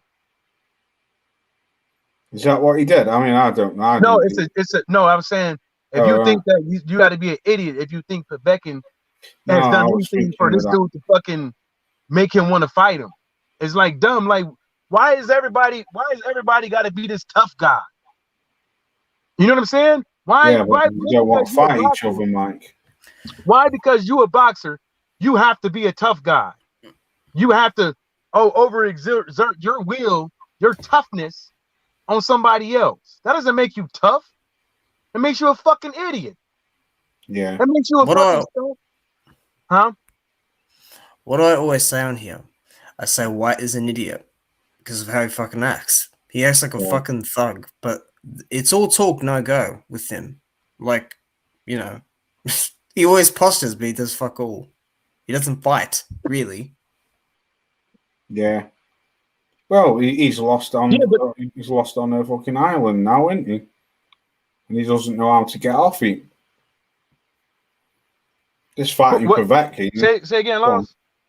No, I was just saying, bro. He's got himself on an island and he doesn't know how to get off it. Just want to read this quickly. What Christopher Jeanette's put. He's put. When I was a kid growing up, they didn't have all these fake belts and champions and weight divisions. Oh, for real. Need brainstorming because he hasn't said anything. What's Stormy. that? I was What's just that? saying, need bring you in, bro, because I haven't heard you say anything. No, I just been listening, man, and you guys are having a great discussion. I'm just listening.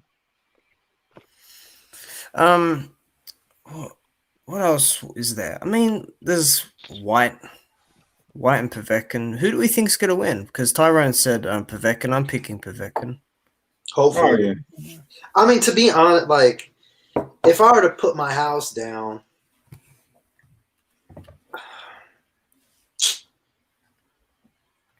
I think Povetkin's going to get hammered. I'm sorry, but I do. You're saying he's slow, right? You're saying that White's probably going to come in out of shape. The thing with White, because I think he will get caught by that. He's actually looking left better. hand. He's not fat like he was when he fought Whack. I know that. What I'm saying is, if there's an exchange between two or more punches, Povetkin's going to get the better of that, and he's gotten the better of it against, more experienced guys at least. I think White's got the better left hook, and if he does catch Povetkin, he'll probably fucking sleep him. White's the physically bigger man. I think he's gotta keep it long, but I don't think he's really capable of keeping it long. And staying on the outside. I reckon it's gonna be like, I want Povetkin to win, and I think it can happen. But there's also a scenario that sort of looks like White versus Rivas. Yeah. Can you hear me? Or is it because I keep getting things flashing up on my computer saying I can hear you. All right, cool. Must be Mike. Yeah, I agree with you, Cool Breeze. Cool Breeze just put White will win. He has more gas than Povetkin. I think so. I mean, don't get me wrong. Me personally, if for the first 3 rounds, definitely Povetkin's in with a shout. I think Povetkin's very dangerous for the first 3 or 4 rounds. It dips under your jab, comes over with the overhand right or left. Like you say, Dillian White's guard isn't the best, but after I see Povetkin after 3 rounds, he's blowing out of his arse. How the fuck Michael Hunter didn't get him out of there, I don't know. Is unbelievable still. Yeah. I really don't understand it, because I was telling you, Laws. Yeah, you were, I bro. said this guy is going to destroy him if he does what he's supposed to do. I was shocked the way he came in with love handles and everything like that. But he just got old man towards the end, which I just didn't understand. He had him out. I counted about 5 or 6 times. He basically had him hurt. Damn, if White hurts him like that, though, he's going to finish him. I'm sorry. Yeah, probably. He is. Yeah, I'm gonna put it to y'all like this. That's what makes it interesting, bro. That's what does make it an interesting fight. What's going on? I don't know. My computer's playing up to fuck. Keeps going up. Bad connection. Mike's dropped off. Stormy's dropped off. When Mike says he's going to speak, we'll just let him speak so he can so he can say his point before it dips. He drops off. Yeah. Hey, yeah, here we go. Yeah, go on, Mike. You say your point, and then I'll say mine after. I think. See, I don't think Dillian White's body shots has been. Can you hear me? Can you hear him, Loss? Yes. I can't hear him. Oh. I can't hear him Hey, at all. can you guys answer this question for me real quick? Mm-hmm. Yeah, go on, bro. Is Manuel Chow a world champion? He hasn't fought in almost 3 years. I know, but is he a world champion? Yeah. The regular, apparently. He Okay. fought the big show, Ustinov. No, I'm just watching the fight now because I just thought of something before, because Ruiz and Arreola just got confirmed. Wait, really? And my suspicion is that because Luis Ortiz, his trainer said November we're fighting. So Ortiz is number 3 in the rankings. Ortiz versus Ruiz? No, Ortiz versus Char. That's Maybe a good fight. Ortiz will fight before with him. Exactly. Because Char wants a ridiculous payday, as we all know. He wants like a retirement fight. He's a fucking drugs cheat. If Wilder versus Fury, who's the drug cheat? Ortiz? No, Char. Oh, what? Really? Yeah, I thought he got done for fucking drugs ages ago. For peds. Ortiz too. I'll look it up, but yeah, but I was gonna say if Wilder versus Fury doesn't happen, right, for some reason, I think Wilder should just get Al Haymon to Rob the Sportsman Lee's put it out. I think I don't know if he's thinking. Yeah, exactly. Yeah. What were you gonna say, Watcher? I was gonna say if Wilder versus Fury doesn't happen for some reason, right? Because it sort of looks like that, but I think it will happen. But if it doesn't happen, okay, and people will probably disagree with my point, but Char's there for the taking, and Wilder should just go over to Lebanon or Germany or whatever, get Al Haymon to just freaking give Char some ridiculous money, and go over there and knock him out and get another belt. And I'm sure they'll crown him as the WBA champion. I know Joshua holds the Super WBA World Championship, but I mean, if you guys are gonna big up Joshua because he beat Povetkin because Povetkin was a WBA champion, Wilder could go over there, or Ortiz could go over there and put him out because they'll both beat him quite easily. Oh yeah. They'll beat him. Let me look up Char. Hold on. Manuel Char. He hasn't fought in almost 3 years. And I watched that fight, sadly. Fres Oquendo. That's some I think he retired. Bullshit, that, isn't he? Holding a belt for 2-3 years. You know Dillian White wanted to fight him? Yeah. But you know how that goes with Dillian. Dillian wants to fight and then all of a sudden it doesn't happen. Oh yeah, he tested positive for steroids. Yeah, I thought against so. Fres Oquendo. 6 months suspension. What did he test positive for? Let me see. Yeah, I thought he'd been done for pads. Oh, that's why Fres wanted to sue the WBA. But Fres hasn't fought in like 6 or 7 years. So he's not getting a shot. And he's like 47. Wow. 2 anabolic steroids. Epitrenbolone and drostanolone. Whoo, you've been a bad. You can't take that shit, man. You can't take that shit. That's really bad for you, man. You could kill someone. So how the fuck has he still got that belt, man? Because didn't he pop dirty? Yeah. Didn't he pop dirty when he had the belt? He got like Michael said. Char got off. Yeah. He got off. But I'm telling you, Ortiz as well. He's been in the rankings for a long time, right? I'm telling you, Al Haymon's just got to give Char the bag, and then he'll, and Ortiz will get his shot. But he could also get Wilder his shot if this WBC title fight with Fury doesn't go as well. If it doesn't go ahead, or if he loses, just get Char, man. He's got the money. I think they should do Ortiz versus Ruiz. Those are the best heavyweights in PBC's stable, other than Wilder, and it makes the most sense. Yeah. Everybody wants a tune-up and an easy fight. I don't think anybody should be going for easy fights when time is of the essence. I mean, it shows with this pandemic, they've got to put down a good fight. Areola versus Ruiz, like Michael said, does nothing. But like, I was watching the Boxing Voice last night, and Ness said, I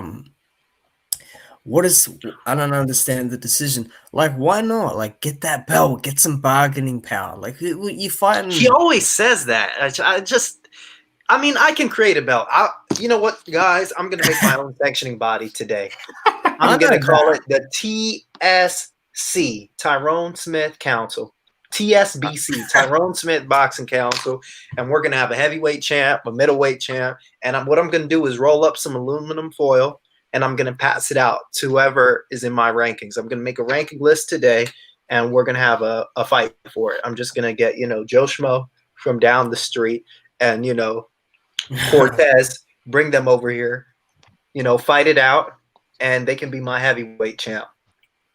Ortiz stops Ruiz. Yeah. Ruiz should have won for Char. Char called out Ruiz. Yeah, like he wanted, like Char for once, he actually wanted a fight. Like, and Ruiz would have beaten the shit out of him. Yeah. Ruiz would have destroyed him. But who knows? What do you reckon, Stormy, to that? I didn't get a chance to hear what you were talking about. A phone call bumped me off. All right. No worries, bro. We were just talking about Ruiz and Arreola. Andy Ruiz? Yeah, Andy Ruiz and Chris Arreola. That's a go. I think that I would favor Ruiz simply for being the younger and fresher guy, but I wouldn't be surprised if Arreola was able to pull that fight out because he's the more rugged guy. He has the experience of being in there with better fighters. And sometimes a guy will have at least one last hurrah inside. So it would be you favor Ruiz with his having taken less punishment in his career, having the faster hands, but you can't rely on Ruiz's consternation because he has shown that he's got dog in him in the negative sense.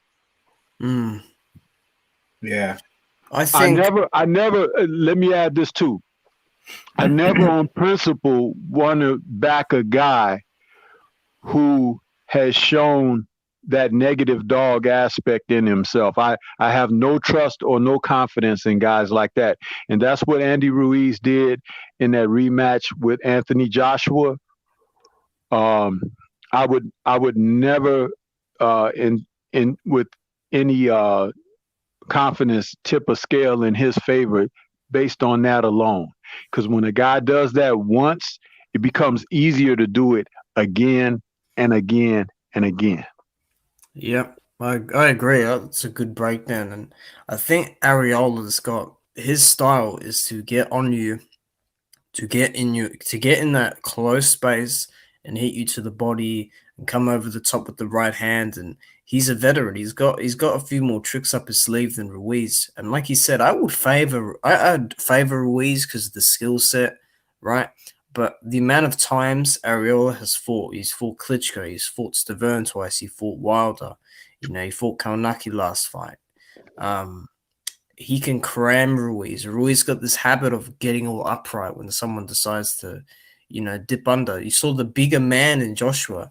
He literally just put his hands up, walked straight into his chest. Ruiz had his chin up because he couldn't get the position right, and he got dropped. But I think Arreola can outwork Ruiz to a decision. And it's not that what I'm saying is not far-fetched. It can definitely happen because that negative thing of getting out of shape and being negative and, Ruiz not throwing a lot of punches. He's not a guy that throws a lot of punches, really. He comes forward and he stabs you to the body with the jab. And then he'll counter you aggressively on the front foot. But Arreola is a dog, man, and he comes forward and he throws a lot of punches, man. He set a record with Kownacki. So, again, I thought Char was the better option, but, we'll see how this goes. And I'll say this to add to what you just said, watch is this. When you have a fighter like Andy Ruiz, always believe them when they show you who they are the first time. Remember, nobody knew who he was, right, when he fought Anthony Joshua, and he caught Anthony Joshua, and he was victorious and everything like that. But he caught people by surprise on that. Seriously, he did. But what was going to be the stake would be what he did when he came back, and that's where he let everybody down. And that's who the real Andy Ruiz is. I agree there.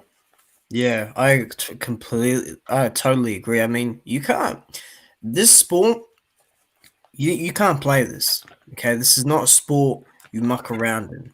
Okay. Yeah. Because especially at this weight division where you can get dropped by simply a jab or a grazing shot and get put out, Okay, you can't, because for me, like, what if Ariola wins, right? Then Ruiz is like, his stock drops, man. Like, people are gonna be like, damn, is that that Mexican dude that landed that shot on that big Adonis dude from Britain?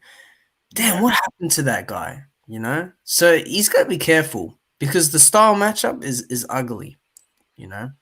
I think what you've just said, I think that's all he'll ever be remembered by. I mean, I don't know. The guy had the world at his feet, didn't he? Yeah. I mean, my thing is Char or Ortiz or even Hellenius, that for me would have been ideal because each of those guys brings something.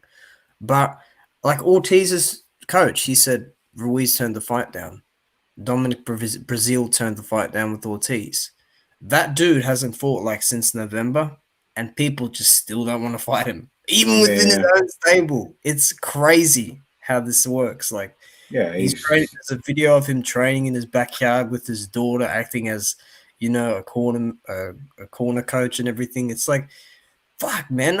Like, they go on about how good Povetkin is, and you know, all these other guys. Dude, Ortiz can't even find a fight. Like, he's got a fight in November, but who is it? Who's it going to be? Is it going to be a Jerry Forrest? Is it going to be a journeyman? Who's it going to be? Yeah, he'll just fight for money now. I don't think me personally, I don't think Ortiz will ever get a title shot ever again now.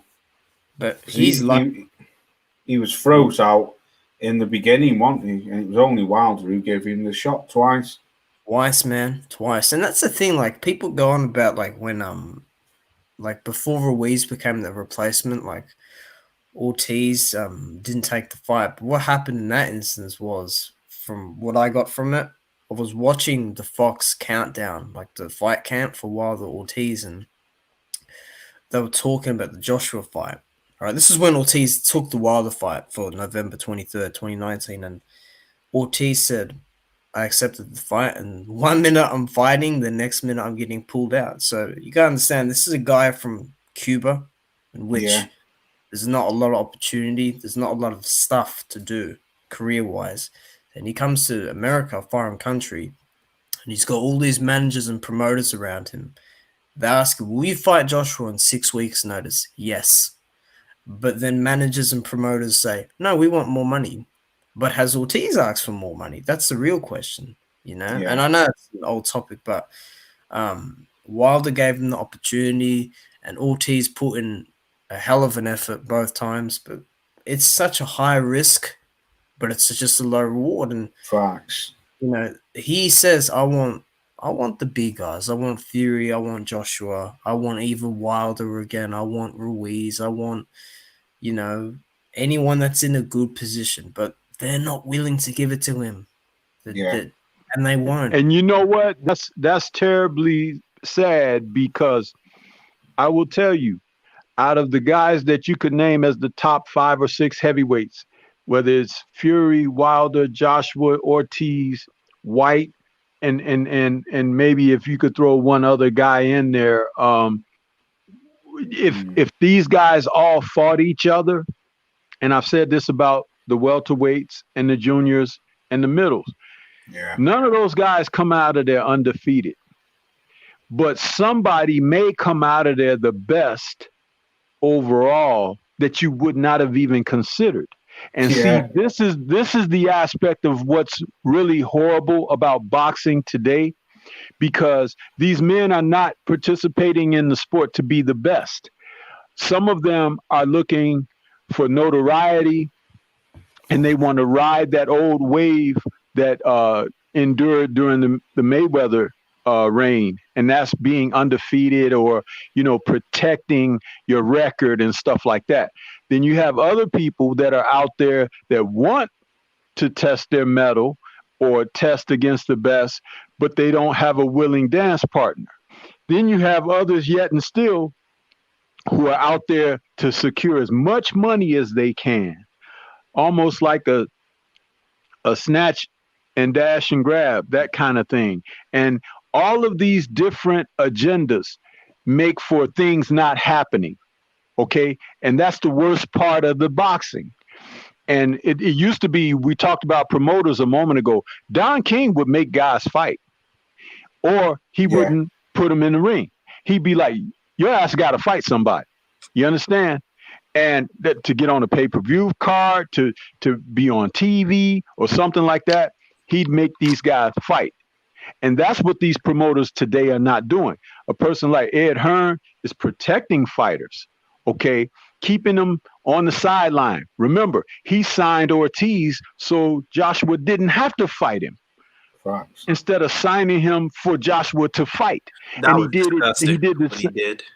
He did the same thing with what's the guy, the Samoan guy. He did the same thing with him. You know, what's his name, guys? The guy from Samoa that Joshua beat. Parker, Joseph Parker. So it's like, you know, they're playing these games instead of putting guys in there, because I'm going to tell you something. Luis Ortiz could possibly be the best heavyweight in the world. Yeah. Even though he lost to Wilder, it may have been a thing with Wilder. It's a style matchup with him. But I think that Ortiz could beat Fury, and I think that he could beat Joshua. So the reason that I think he could beat Fury is because he can box. Yeah. Wilder was more. Let me say this. Wilder was more of a puncher in the situation, right? Against Fury. He was more of a puncher. But Ortiz could win rounds against Fury because he can box. Okay? Now, the second thing against Joshua, because Joshua is chinny, Ortiz could possibly beat him as well, boxing or catching him and clipping him on his chin. Getting hit hard by Joshua is not going to stop Ortiz, just like getting hit hard by Wilder wasn't going to stop him. Wilder had to put the man out to keep him from, you know, and he was competing against Wilder. So when you look at that heavyweight landscape, Ortiz may be the best out of all of them, but he wasn't given the proper chance by the rest of the guys outside of Wilder. And that's a shame, because you can go through this era and everything will have wrapped, and you will have never known who was the best out of these guys, because they're not fighting who they should be fighting. Even now, listen to Fury talking about if the Wilder fight can't be made right away, he wants a couple of soft touches. What? You got other guys out there who should be fighting. Facts. You got other guys who he should be fighting out there. This is the thing, though. Like, Fury he can't consistently fight top opposition. I want to piggyback off that after you what Stormy's just said. Stormy's trying to talk, or not? I'll let someone speak after I finish. But that's why I give Wilder so much. Like, Wilder's my favorite heavyweight, right? But I give him so much credit for the Ortiz fight, because, like, what's Ortiz gonna do? He can't just fight. Journeyman, or even though it might look like that now. That whole situation with Hearn and Ortiz and that was disgusting. How can you avoid and so blatantly duck Ortiz like that? Like, I swear the only British fighter to fight Ortiz is Dave Allen. Dave Allen is like what, 10-2? Sorry? You're right there. Watch it. It is. Dave Allen. Dave Allen is the only British fighter to fight. Dave Allen. What a duck. Wasn't, you know, you got. Let me work that one out. How does the heavyweight champ, quote unquote, fight a special ed teacher, while Dave Allen is just getting in boxing to make a little bit of money versus, you know, a Cuban amateur standout and avoided heavyweight on the undercard, while his stablemate, who's the champion, is getting such a soft touch. I mean, how is that fair?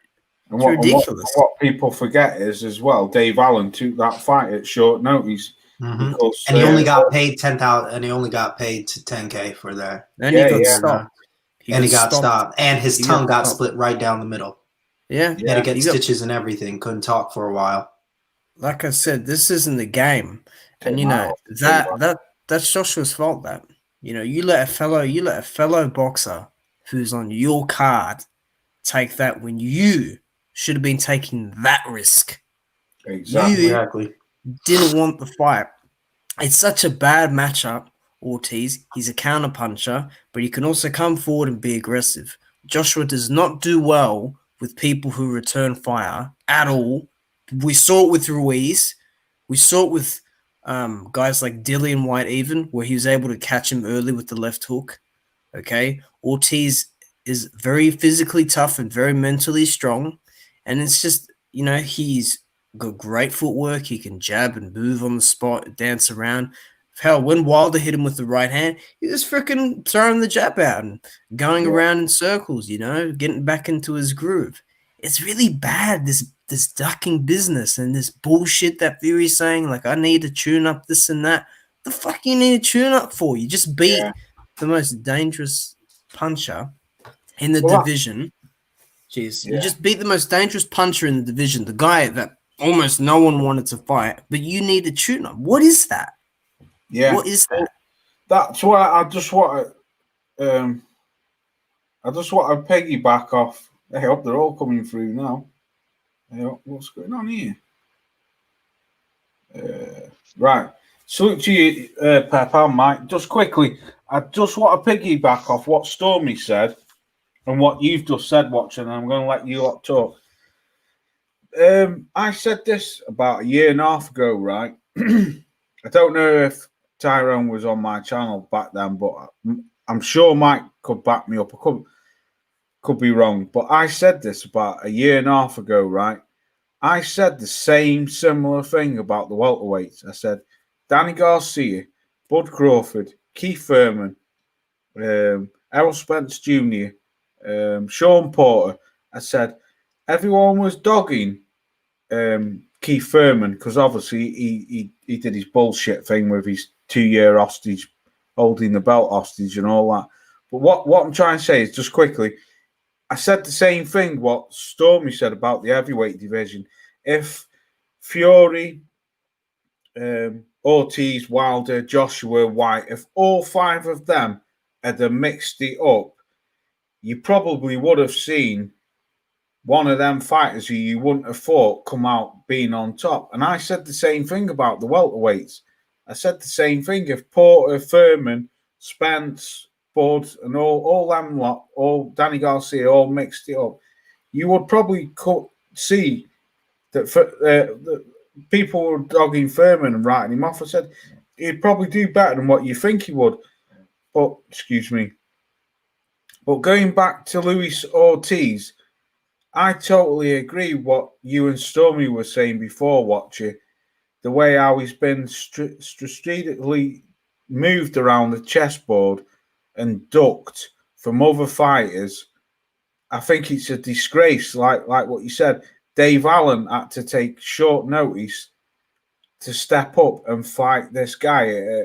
What did Dave Allen? He had something like a 4 or 5 week training camp. He took a short notice because Ortiz's original fighter pulled out. Whether it was an injury or not, I don't know.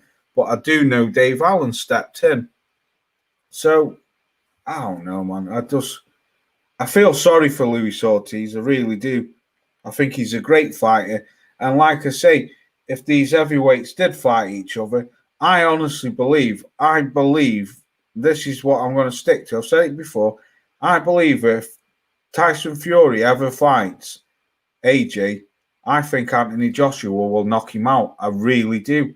I just think that Tyson Fury is tailor-made for Anthony Joshua. I think Joshua will rough him up and knock him out.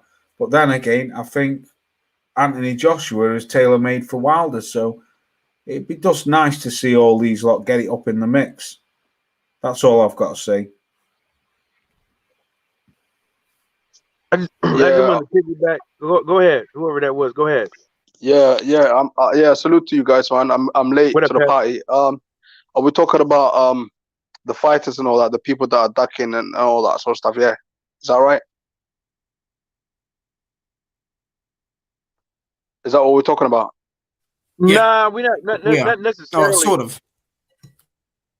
Oh yeah. I don't know, man. Like I just catch the last bit in it. What Loss was saying about Ortiz. You know, him like obviously, you know, he hasn't fought like a lot of people because people ducked and stuff like that. Like I don't know, because he was with Eddie Hearn and I don't know, he kind of left and we just know one story. We don't really know the real story. I never call these fighters duckers. I just think it happens for like business reasons. Sometimes Not it is what it is. Not always. I'll give you a perfect example, and I'll let you speak. Okay. Yeah. WBC ordered White versus Ortiz as a final eliminator. Ortiz accepted. White complained about the money. Oh, Ortiz doesn't sell. You know, the purse won't be good. So what happened? WBC ordered purse bids. Ortiz accepted the purse bid. White didn't. And there you go. And then there's another story like that. White basically said to him like, "Oh, fight on his pay-per-view in England, O2 Arena, instead like of him fighting Cesaro for the second time." That story is out there as well. This is the thing. Like, what story do we believe? Like, you know what I mean? That's why I don't really believe none of the stories, because otherwise people will say like, "Oh, you're siding to this side, or you're siding to this side." Do you know what I mean? So it is what it is. Ortiz, that's the story I heard anyway. Ortiz was saying, "Fight me on Wilder's undercard." Then some people would say like, "Why didn't White, you know, fight on the undercard when he's doing his own pay-per-view?" But it is what it is. You know what I mean? But I just think it's all business reasons and that sort of stuff. I just think these fighters, they should fight, but because of money, they make so much money, and the promoters, I think, I just always promote. The promoters are always to blame. They're the ones that are ruining the fights that we want to see. Because I just think all these fighters out there, they're just prize fighters, and they do what they get told, including Wilder, AJ, all of them. You know what I mean? The whole lot are the same. Like, they all fight for money, and I don't think this era they're not fighting for pride. You know what I mean? Or legacy. Even though they all say all that sort of stuff that I'm fighting for legacy. No, man. It's all about money, man. They all fighting for money. And that's the thing, man. It's sad, but it is what it is. That's my take on.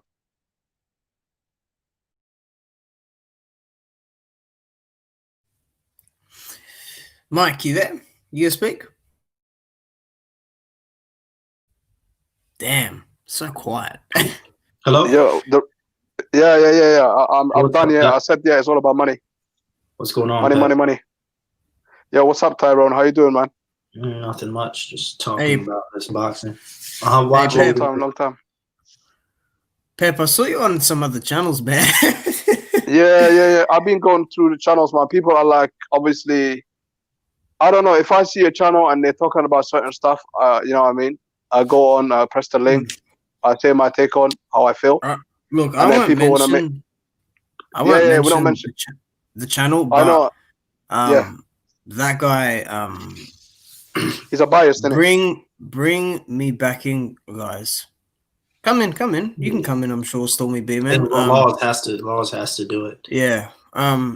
He's biased.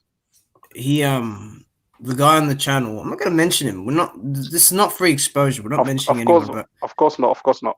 What I'm saying is the title of that video, and I'm sure you know what I'm talking about. Yeah. That's not on. He's made he has made 4 videos about me, and I've given him like probably over like 3,000 views just because of my name. I don't know why. Like I didn't know I was that trending. But it is what it is. Yeah, whatever. Yeah. But yeah, go on. Yeah. I don't know. Hey, Pep, what do you think about White versus Povetkin? They got the diamond belt as well now. I think that's another belt that's not needed. It's just to make it look good for the casuals.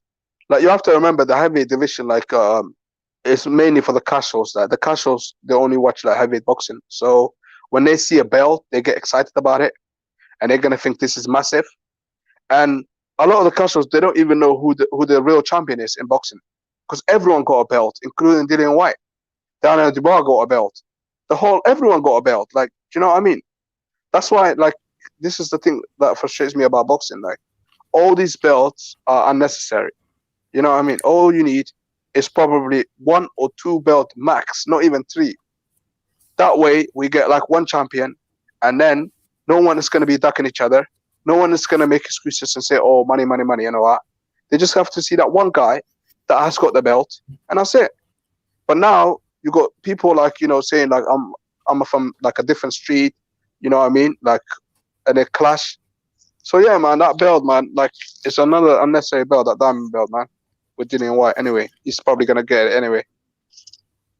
Well, who knows, man? I mean, you know what is bad about that fight? I can't trust either guy to turn up to the fight clean, because Povetkin, for me, is just one of the worst cheats this sport has seen. Like, he's had traces of steroids in him. He looks like the fucking Incredible Hulk in the highlights I watch on YouTube when he fought Duopan, like fucking 48 hours notice, and against Perez. And White's a bad cheat as well, you know. White's They're all failed cheaters 2 times, you know. Like, I give Ortiz the slide because at least he went through processes and he didn't go through no shady shit. Like, he has no contests on his record, but he at least went through the process, and he's actually willing to fight in the eliminators and so forth, right? He's still cheated, but he's at least gone through it. You know what the difference is? The difference is Ortiz hasn't got the backing. Like, he hasn't got a lot of money behind him. Like, no one with big money is backing him. That's why you got that no contest on his box rec, yeah. But obviously you got Dillian White that cheated with drugs and stuff like that, and obviously Eddie Hearn. You know what I mean? Daddy Hearn, like, he basically the one that obviously paid box rec or whoever makes these decision. So it is what it is, man. And Povetkin as well. There's a billionaire behind Povetkin as well. So these guys, they get away with a lot of stuff, man. As long as you got the backing and higher people are like behind you, like, you can get away with murder, bro, man. Trust me, man. Go ahead, Stormy. Am I back? Okay. I was going to say a little while ago when Pep was saying about it being a business, that's just an easy way out. That's just an easy way for guys to be able to duck away from the obvious. If you're scared, go buy a dog. Okay? Get in there, start fighting people, knock them on their asses, and the money, the notoriety, and the fanfare will come. Yes. You couldn't say any better than that, man. If they're winning and they're beating the best guys, all that will come. You will make a comfortable living. I'm not saying you'll be a Floyd Mayweather superstar or anything. Nothing's guaranteed in this life. But that is, as long as you keep winning, you can't be denied getting a comfortable living, just like any other job in America. If you do good, you'll be paid. Absolutely. Stormy hit the nail on the head. It's just an excuse. There's always excuses. Like I said, another perfect example is White again, right? About like, you know, people say, you know, Usyk doesn't speak no English. Ortiz doesn't speak no English. But you want a pay-per-view in the O2 with Rivas from Colombia who speaks no English. So you've contradicted yourself. All these guys, they just want excuses back to back, just as a way to avoid top competition. But like I said, Stormy said it perfectly. Like, there's no debate about that. He said it perfectly.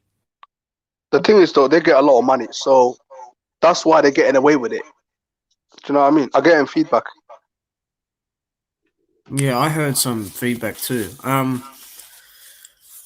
We got 2 losses in here. Yeah, it's me. Just 1 sec. I'm just bear with me 1 second.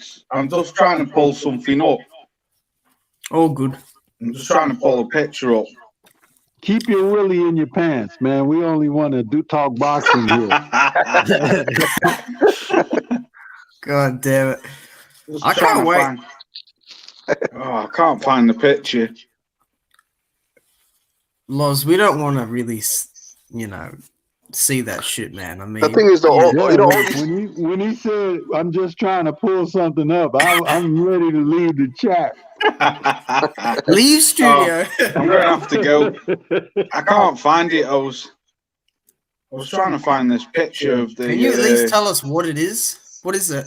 It was Fox Sports. His 10 best fighters of the last. Let me get out. We got 2 losses in the studio, so there's an imposter. The thing is, though, like I make an example, about these boxers, like, do you remember like AJ, when they used to ask like if he's gonna fight Wilder? Is that better now? Yeah. Yeah. My bad. Yeah, go on, Pat. Yeah, like when they used to ask AJ like when is he gonna fight Wilder, like he sounded like he wasn't ready for Wilder because of, again, I put that for like money reasons. So like he thought like that was like a fight that he could lose. You know what I mean? And then like obviously Wilder, like in his mind as well, it was a 50-50 fight. So that's why probably he didn't want to take that fight. You know what I mean? Because when he got asked in his fight against Brazil, when he knocked out Brazil, the guy that asked him the post-fight interview, he was like, "Oh, we don't want to see all these guys. We want to see you fight the top guys." And then he was like, "Oh, let's make the money first." That's what Wilder said. So all these guys, they're all the same, man. AJ, Wilder, all of them, they want to make money, man. They want to make money, and then in the end, they're gonna fight each other. Trust me, that's how this era of boxing is going. That's why we're always siding to one side, and we need to stop doing that. And that's why these boxers, they know that as well, making excuses for them. Like one side makes excuse, another side makes excuse. They all got to blame. Do you know what I mean? It's because of money, man. It's money. I'm telling you guys, man. I love AJ, right? And a lot of people within like the LDBC, they don't. Oh, he's like one of my favorite fighters, right? So is Wilder. Only one guy really was willing, like was pushing for that fight, like, and that was Wilder. Okay, well, after he beat Stavern, he called Joshua out. Joshua did a very bad job at explaining the whole thing. Like, oh, this guy on my shoulder tells me to take the fight, and then this guy on my shoulder says, wait till 2021 and this and that. There was only one guy pushing that fight, man, and it was Wilder. He took the lowest offers that they put out. He took a flat fee, and it still didn't happen because they didn't want it, and it's simple. And Joshua was fine with that. He was fine with that. So yeah. There's like, I could go on about that situation forever, but I'm not. There's so much sides to it, to be honest.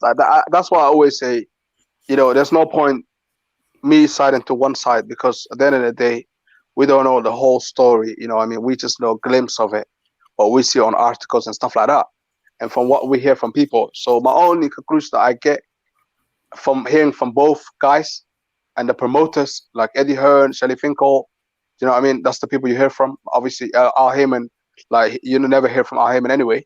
So I just see like it's a business, and I just blame both of them. I'm not gonna blame one side. You know what I mean? And blame one side. No. The side to blame is Joshua, because Eddie Hearn. The difference between Eddie Hearn, that's fine.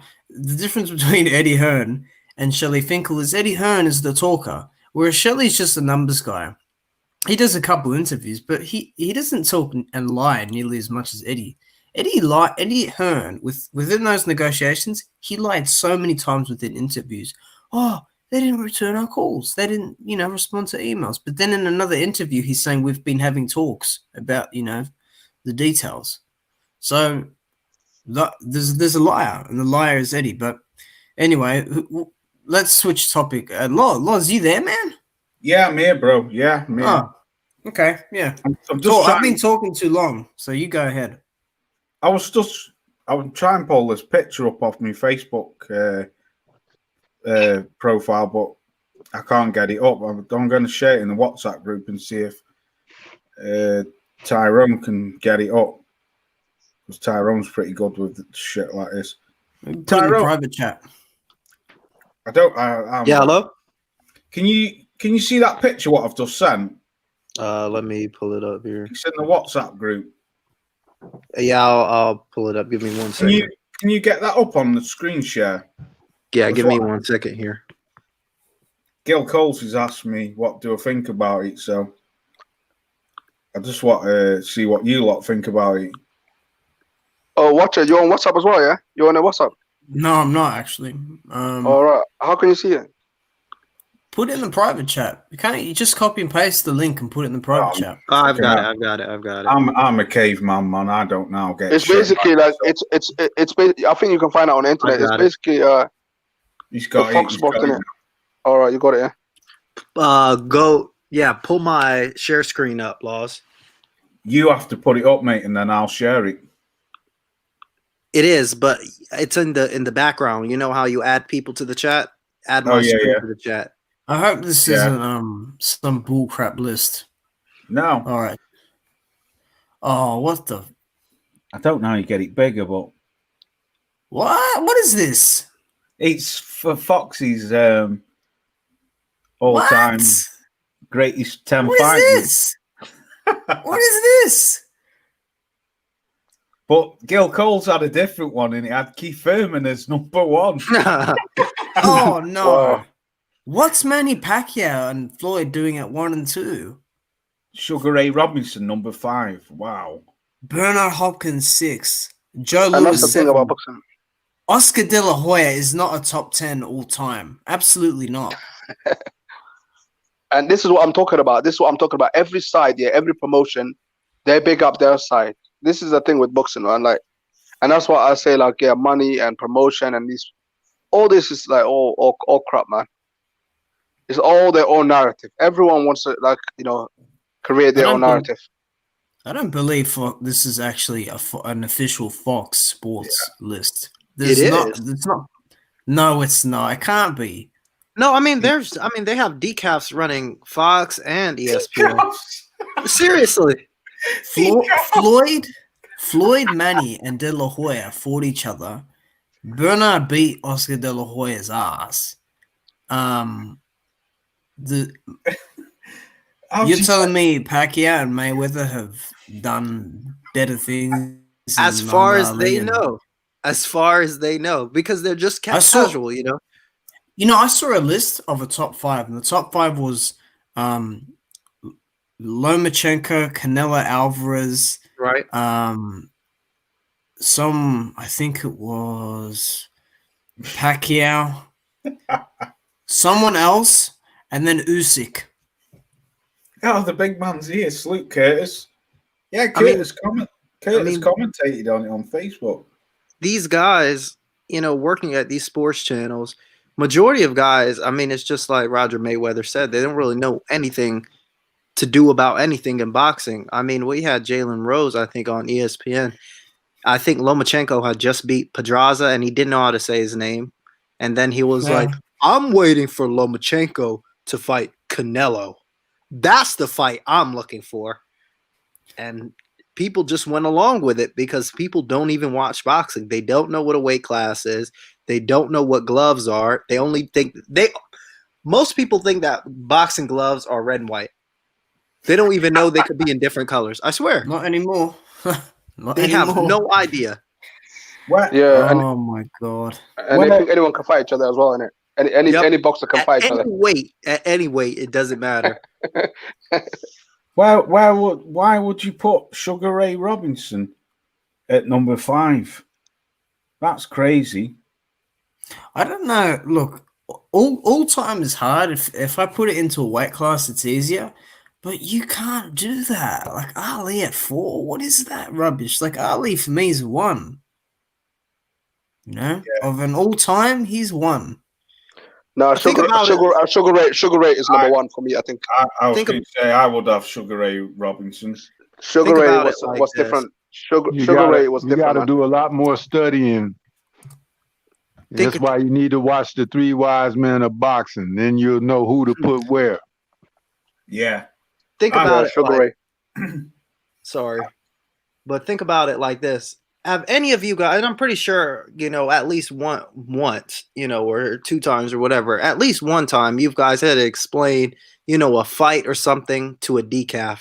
How did that go? Share your experience. Well, I'm a coach, so it's for boxing. So I get all kinds coming in. I had this guy come in, right? Okay. Like a full on, he can, a full on nerd, right? Curly hair, and he looked all timid. His mum came into the gym, and the gym we're at, it's old school. So like, it's pretty small, but it's old school. 3 months later, this guy, right? He's all shaved. He's shaved all his hair off. He's built like a brick now. His posture is different and everything, and it's crazy. And then I had someone come in and ask me, how do you fight taller people? But I did try to explain boxing and like a certain fighter to like a casual. And then they're bringing up Conor McGregor. I'm like, dude, like, yeah, that's their first go. McGregor's not a boxer, my friend. That is an MMA. That's a mixed martial artist that fights in a different organization. And then, like, Lomachenko, is he gonna fight? Wilder and I don't know where this comes from. Like, that's not even the worst. I mean, I've heard something about the rules. Think about this. I had a girl ask me. She said, "What happens if the other fighter doesn't punch him down?" I said, "What do you mean?" She said, "Like, punch him out." I said, "You mean knock him out?" She said, yeah, that's it. That's the word. I said, "Well, it goes to a decision." She said, "Decision? What's that?" Oh, no. Wow. Oh, no. She said, "Punch him down." Punch him down. Like, punch him literally down. Punch him down until he's on the floor. And Yeah. it's turned into MMA. Are like living in another universe. It's like something out of Star Trek. Like, they just landed here and they have no idea how things work. This is the average person nowadays to boxing. They see something on World Star Hip Hop or Instagram and they're like, "Whoa, he's dead." Every knockout surprises them. The wind is taken right out of their lungs. They can't believe it because they've never seen anything like it. They say stuff like punch him down or punch out, and we just have to deal with this. And this is the problem, because I don't think this will change in the next 10, 20 years, because boxing has just gotten so far away from the mainstream, and it's because guys don't want to fight the best. Facts. Yeah, most people that I know, like basically they don't even know like most boxers. They only know like AJ and Wilder. They just recently got to know Fury because obviously he beat Wilder, but they don't know anyone else. Like, you know what I mean? And that's sad. They just watch them lot. Like, that's it. They don't even know the rest. Like, you know what I mean? Which is sad. They don't know Canelo, Lomachenko, David Haney. You know what I mean? These guys are supposed to be big, but unfortunately, like the casuals, they don't know them. And the worst thing is when they start when you're talking with them, they just feel inspired almost in the conversation or whatever. I don't know where the enthusiasm comes from, but they try shadow boxing. They don't know that they're shadow boxing. They just know they're trying to practice punches, and that's a shit show in and of itself. I mean, I've seen all sorts of things. I've seen somebody throw a kick while he was play fighting. I call it play fight. It's not even shadow boxing.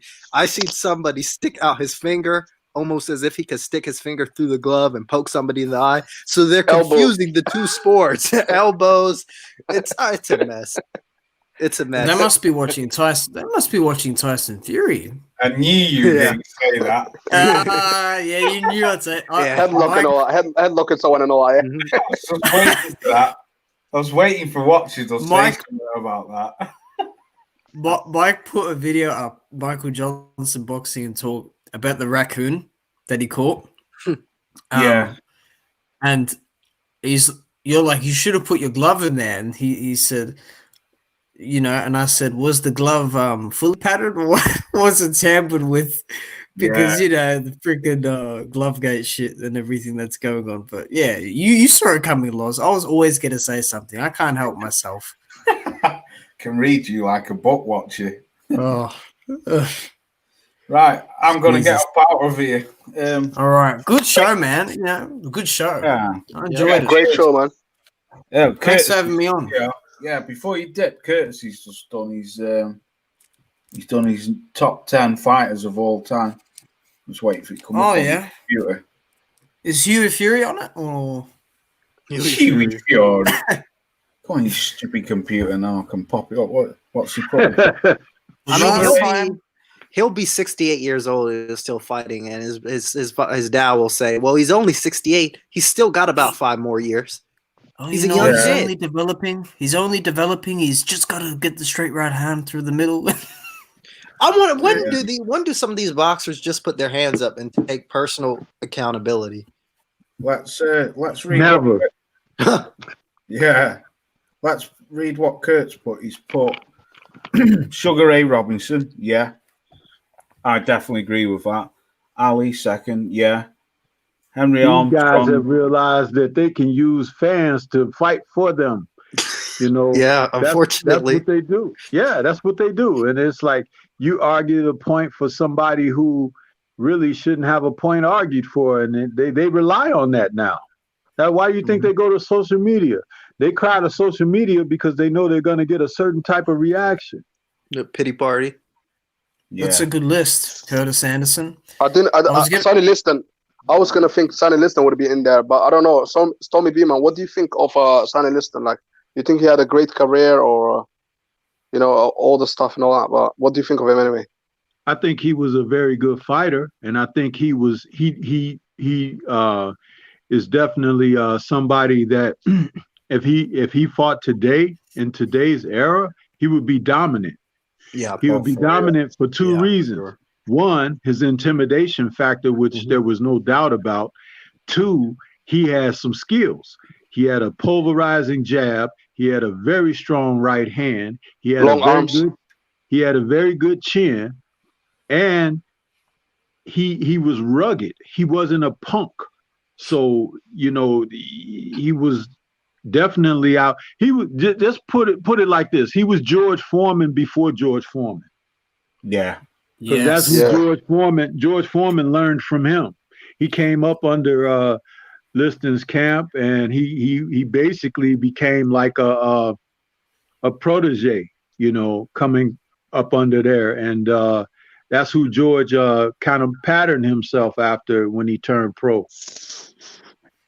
Imagine if Sonny Liston, just to go off that point, I do think he'd be dominant today. Imagine he fought somebody like Gerald Washington. I mean, what a complete contrast of personalities. I mean, he literally the bell would ring and Gerald Washington's soul would just be kicked out of like the arena.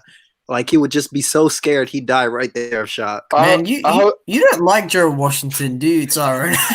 I mean, he is just no fortitude. Sonny Liston would have reigned way into the 60s had the young Cassius Clay not come along. Sonny, there was nobody. All the guys that Cassius Clay beat after defeating Liston in their rematch, Sonny would have beat all those guys before Ali had his license taken away from him. Sonny would have beaten all those guys. He would have beat most of them on intimidation, but the rest of them he would have pulverized just because he was that type of fighter.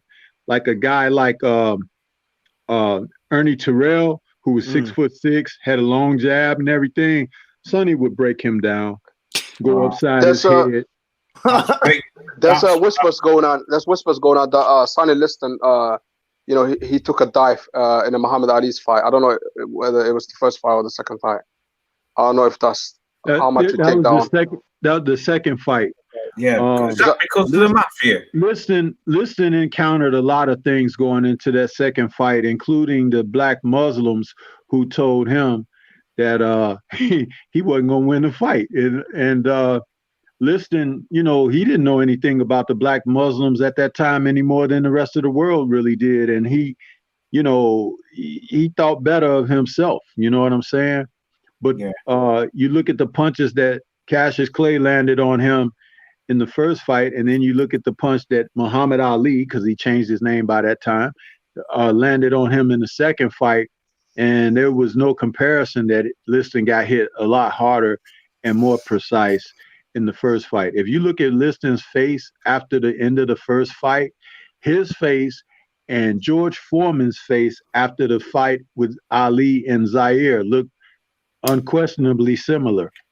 Battered, lumped, and bumped from the punches that they took, the pummeling that they took from Muhammad Ali. I remember. Yeah, Liston was dangerous, man. Like he even beat Patterson, didn't he? Like Patterson was like a bit. He was scared of him. Yeah, he flatlined them, didn't he? Man, those guys back then, like Foreman as well. You know, you can see that the style is similar with Foreman and Liston. That kind of, I'm gonna walk to you and beat the shit out of you. I remember Fanon on the live stream, he was asked by a fan. He said, "How do you think George Foreman goes today with the heavyweights?" It's similar to Liston coming into an era now, but they asked about Tyson Fury, and Fanon said, "Well, it depends. Is Tyson Fury on steroids? Is he juiced to the gills? Because, maybe even if he is, George Foreman just zombie walks him and flatlines him." And that would probably happen to a lot of guys because Foreman was just a monster. He was a monster. And that's when both, when he was in his prime and when he came back after that long time off and, he was retired and then he wanted to come back and he is one of my favorite fighters to watch. George Foreman. The Ron Lyle fight says it all for me about. Yeah. When he took 15 months off, didn't he? After he lost to Ali.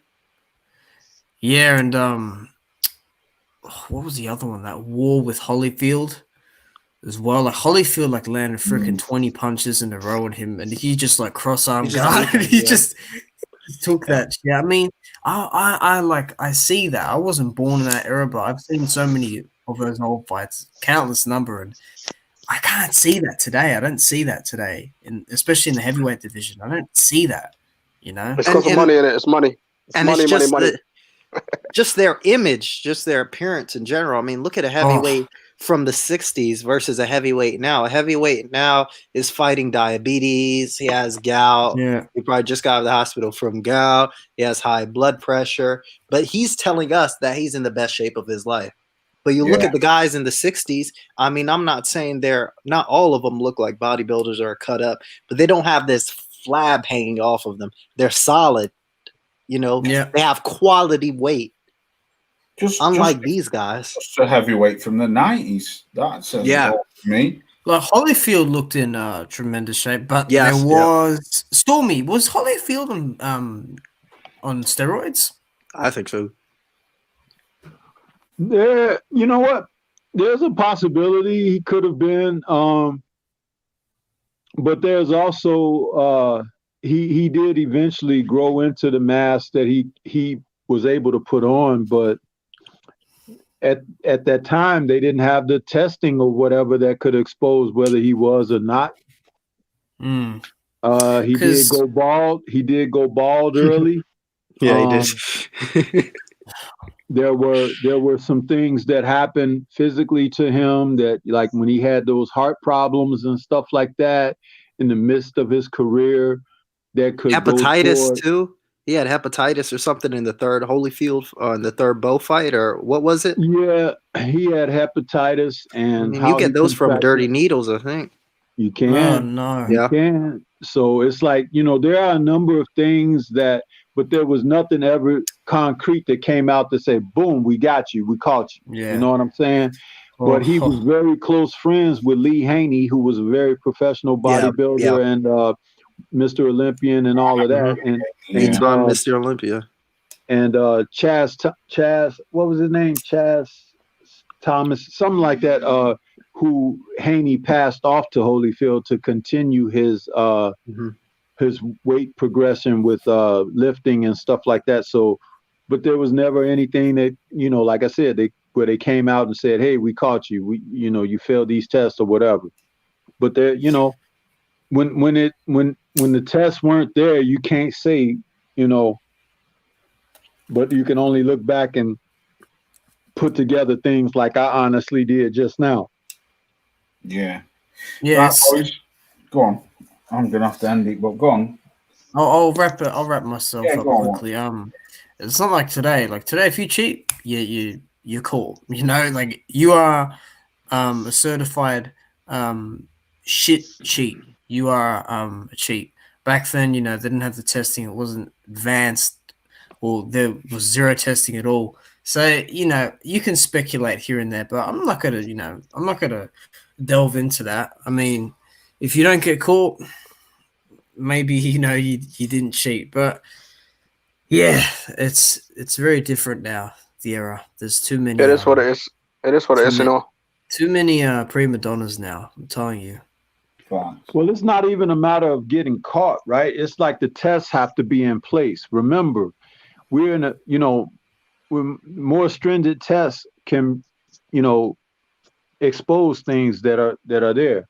Back then, the testing wasn't as strong as it is now. But Manny Pacquiao got away with some things over the years that, that are indescribable. I mean, that little guy right there, you can't convince me that he was able to knock out all the guys he was knocking out like he did, but he did do it. And there was nothing where he popped dirty and they say, oh, we got you. You know what I'm saying? So yeah, it's there. I mean, what can we do? I mean, hey, you just don't, you know what I mean? It's like you have to use your common sense.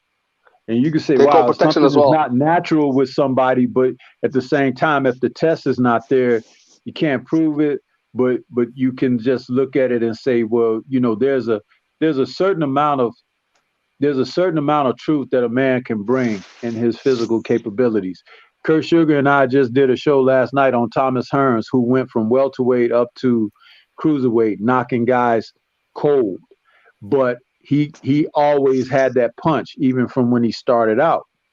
Yeah, someone like Manny, who started out at the real light divisions, and then all of a sudden he went on this tremendous tear, where that's where his fame came from. And it's like, wow, all of a sudden, why didn't we hear about him like that before?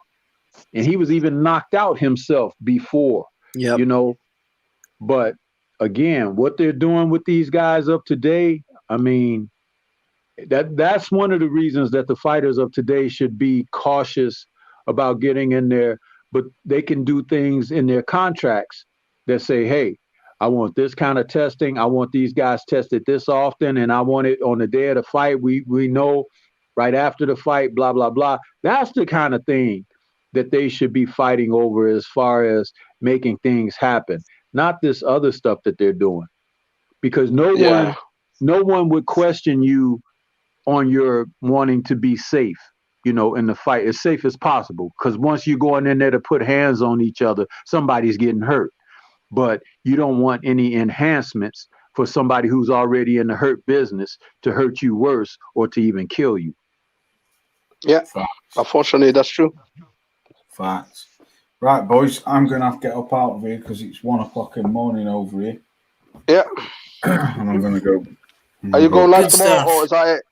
No, that's me done for a week or two. Lars, you can stay up a little longer, man. You over there trying to pull up stuff. You can stay on.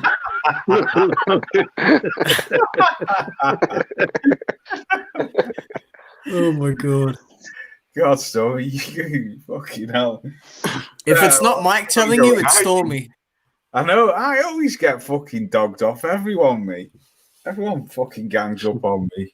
No, not me though, man. I'm cool. I'm cool with it, In my character.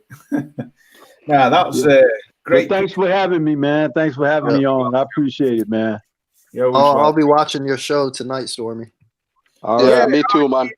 Are you going live tonight, Stormy? I think, in an hour, right? Yeah, in about an hour from now. Reggie and I are doing the chop session tonight. Nice. All right, I'll jump in the chat then. I'll jump in. Okay, thanks for having me, Loss. Yeah, you're welcome. Thanks, everyone. Thank you, people. All right. Stay safe. And stay strong. Yeah. All right. Thanks for everyone coming through. Everybody. And peace to the chat. Thank Peace you. out. Peace. Peace.